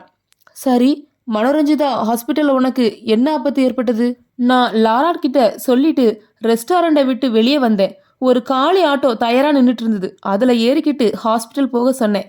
ஹாஸ்பிட்டல் அவுட்டர்ல இருந்ததுனால போகிற வழியில் ஆள் நடமாட்டம் இல்லாத இடத்தில் திடீர்னு ஆட்டோ நின்னுது. பக்கத்திலே ஒரு வேன். நான் என்ன ஏதுன்னு யோசனை பண்றதுக்குள்ளேயே அந்த வேனிலிருந்து 4-5 பேர் திபுதிபுன்னு இறங்கினாங்க. ஒருத்தன் மயக்க மருந்து ஸ்ப்ரே பண்ண கர்ச்சிப்பால என் முகத்தை பொத்துனான். மற்றவங்க என்னை தூக்குனாங்க. அவ்வளவுதான் எனக்கு தெரியும். கண் முழிச்சு பார்க்கும்போது ஒரு இருட்டான அறைக்குள்ள கட்டில் படுத்திருந்தேன். கொஞ்ச நேரம் போனதும் ஒரு ஆணும் பெண்ணும் நான் இருந்த ரூமுக்குள்ள வந்தாங்க. என்னை எழுப்பி உட்கார வச்சு சில பேப்பர்ஸை காட்டி கையெழுத்து போட சொன்னாங்க. அது என்ன பேப்பர்னு நான் கேட்டேன். அதை உனக்கு சொல்ல வேண்டிய அவசியம் இல்லை, கையெழுத்து போடுன்னு மிரட்டினாங்க. நான் போட மாட்டேன்னு அடம்பிடிக்கவும் கண்ணு முன்னு தெரியாம அடிச்சாங்க. மறுபடியும் நான் மயக்கமாயிட்டேன். அது என்ன பேப்பர்ஸ்? அதுக்கு அப்புறம்தான் எனக்கு தெரிஞ்சுது. நான் பாதி மயக்கத்துல இருந்தபோது அவங்க பேசிக்கிட்டது என் காதல விழுந்தது. இந்த அரசாங்கத்துக்கு எதிராக நான் 2 பொதுநல வழக்குகளை போட்டிருந்தேன். அந்த 2 பொதுநல வழக்குகளும் அடுத்த மாதம் 11ஆம் தேதி ஹைகோர்ட்டில் விசாரணைக்காக எடுத்துக்க இருக்காங்க. இந்த நிலைமையில் அந்த வழக்குகளை நான் வாபஸ் பெறணுங்கிறதுக்காக பேப்பர்ஸ்ல கையெழுத்து போட சொல்லியிருக்காங்க. என்கிட்ட கையெழுத்துக்களை வாங்கிட்ட பிறகு என்னோட மனநிலையை பாதிக்கிற மாதிரி ஊசிகளை போடவும் திட்டம் போட்டிருந்தாங்க. என்கிட்ட கையெழுத்து வாங்க எப்படி எப்படிலாமோ முயற்சி பண்ணி பார்த்தாங்க. நான் அசைஞ்சு கொடுக்கல. கடைசியில் நேத்து ராத்திரி என்ன தீர்த்து கட்டுற முடிவோடு மயக்கப்படுத்த ஒரு வேன்ல ஏத்திக்கிட்டு ஆந்திரா பார்டருக்கு போனாங்க. வேன் ராத்திரி 1 மணிக்கு ஒரு லெவல் கிராசிங் நின்றுட்டு இருந்தப்போ ஆந்திர போலீசார் வாகனங்களை சோதனை போட வந்தாங்க. போலீசார் கண்ணில் நான் பட்டுடக்கூடாதுங்கிறதுக்காக அரை மயக்கத்தில் இருந்த என்ன வேனிலிருந்து கீழே இறக்கி ரோட்டோரத்தில் இருந்த ஒரு புதருக்கு பின்னாடி ஒளிச்சு வச்சாங்க. போலீசார் வந்து அவங்கள விசாரணை பண்ண போது முன்னுக்கு பின்ன அவங்க பதில் சொல்லவும் போலீஸுக்கு சந்தேகப்பட்டு போலீஸ் ஸ்டேஷனுக்கு கொண்டு போயிட்டாங்க. புதருக்கு பின்னாடி அரைமயக்கத்தில் இருந்த எனக்கு லேசா உணர்வு வந்ததை தவிர அசைய முடியல. வாயை திறந்து கத்த முடியல. விடியக்கால 4 மணிக்கு தான் என்னால் எந்திரிக்கவே முடிஞ்சுது. பக்கத்திலேயே ஏதோ ரயில்வே ஸ்டேஷன் தெரியவும் மெல்ல நடந்து போய் பிளாட்பாரத்தில் வெயிட் பண்ணி ஒரு பேசஞ்சர் ரயில் ஏறி சென்னைக்கு வந்தேன். போலீஸை நம்ப எனக்கு பயமா இருந்தது. தணலுக்கு தப்பி அடுப்புல விழுந்த கதையாயிடுமோன்னு பயந்து யார்கிட்டையும் எந்த கேள்வியும் கேட்காம நானே வந்தேன். உன்னை கடத்தின அந்த ஆட்கள் யாருன்னு தெரிஞ்சுதாருனா? விக்னேஷ் கோபமாய் கேட்டான். ஓரளவுக்கு கெஸ் பண்ணிட்டேன். யாரு? கல்வி அமைச்சர் பத்ராச்சலத்துக்கு டோமாண்டூர்ல ஒரு சின்ன வீடு இருக்கு. அவ பேரு ஹேமவதி. அந்த ஹேமவதியும் அவளோட அண்ணன் வெங்கட்ராமனாவும் தான் இதுக்கெல்லாம் காரணம். அரசாங்கத்துக்கு எதிராக கோர்ட்ல யார் பொதுநல வழக்கு போட்டாலும் அவங்களுக்கு எதிராக இவங்க செயல்படுவாங்க. நம்ம கவச பத்திரிகையிலையும் இவங்களை பத்தி ஒரு கட்டுரை எழுதியிருக்கேன். விக்னேஷ் படபடத்தான். இந்த விஷயத்தை உடனடியா போலீஸ்க்கு கொண்டு போகணும். வேண்டாண்ணா, இப்ப இருக்கிற போலீஸ் டிபார்ட்மெண்ட்ல யாரையும் நம்ப முடியாது. அதுவும் இல்லாம என்னை கடத்திட்டு போனது அந்த ஹேமாவதியும் வெங்கட்ரமணாவும் நிச்சயமா எனக்கு தெரியாது. எல்லாமே ஒரு டீம் ஒர்க் தான். என்னை கடத்திட்டு போனவங்க என்கிட்ட பேசும்போது முகங்களை காட்டாம தான் பேசினாங்க. போலீஸ்ல புகார் பண்ணாம இருக்க முடியாது அருணா. ஏன்னா நீ காணாம போன விஷயம் சட்டசபை வரைக்கும் போயிருக்கு. வேணும்னா இப்படி புகார் கொடுத்து வைக்கலாமா? எப்படி? ஏதோ ஒரு கும்பல் என்னை கடத்திட்டு போய் ரூம்ல அடைச்சி வச்சுக்கிட்டு ஒரு மாஜி அமைச்சரின் ஊழல் சம்பந்தப்பட்ட விவரங்களை கேட்டாங்க. எனக்கு தெரியாதுன்னு சொல்லியும் கேட்கல. 4 நாள் சித்திரவதை பண்ணினாங்க. 5ஆவது நாள் ராத்திரி அவங்க ஒரு வேன்ல அடைச்சி என்னை ஆந்திராக்கு கொண்டு போக முயன்ற போது வழியில் தப்பிச்சிட்டேன். ஆடலரசு குறுக்கிட்டு சொன்னார். அருணா சொல்றதுதான் சரி விக்னேஷ். இப்போதைக்கு நமக்கு உண்மை தெரிஞ்சாலும் யாரையும் அவசரப்பட்டு காட்டி கொடுத்துடக்கூடாது. நாமும் மௌனமா இருந்துக்கிட்டு காரியங்களை சாதிக்கணும்.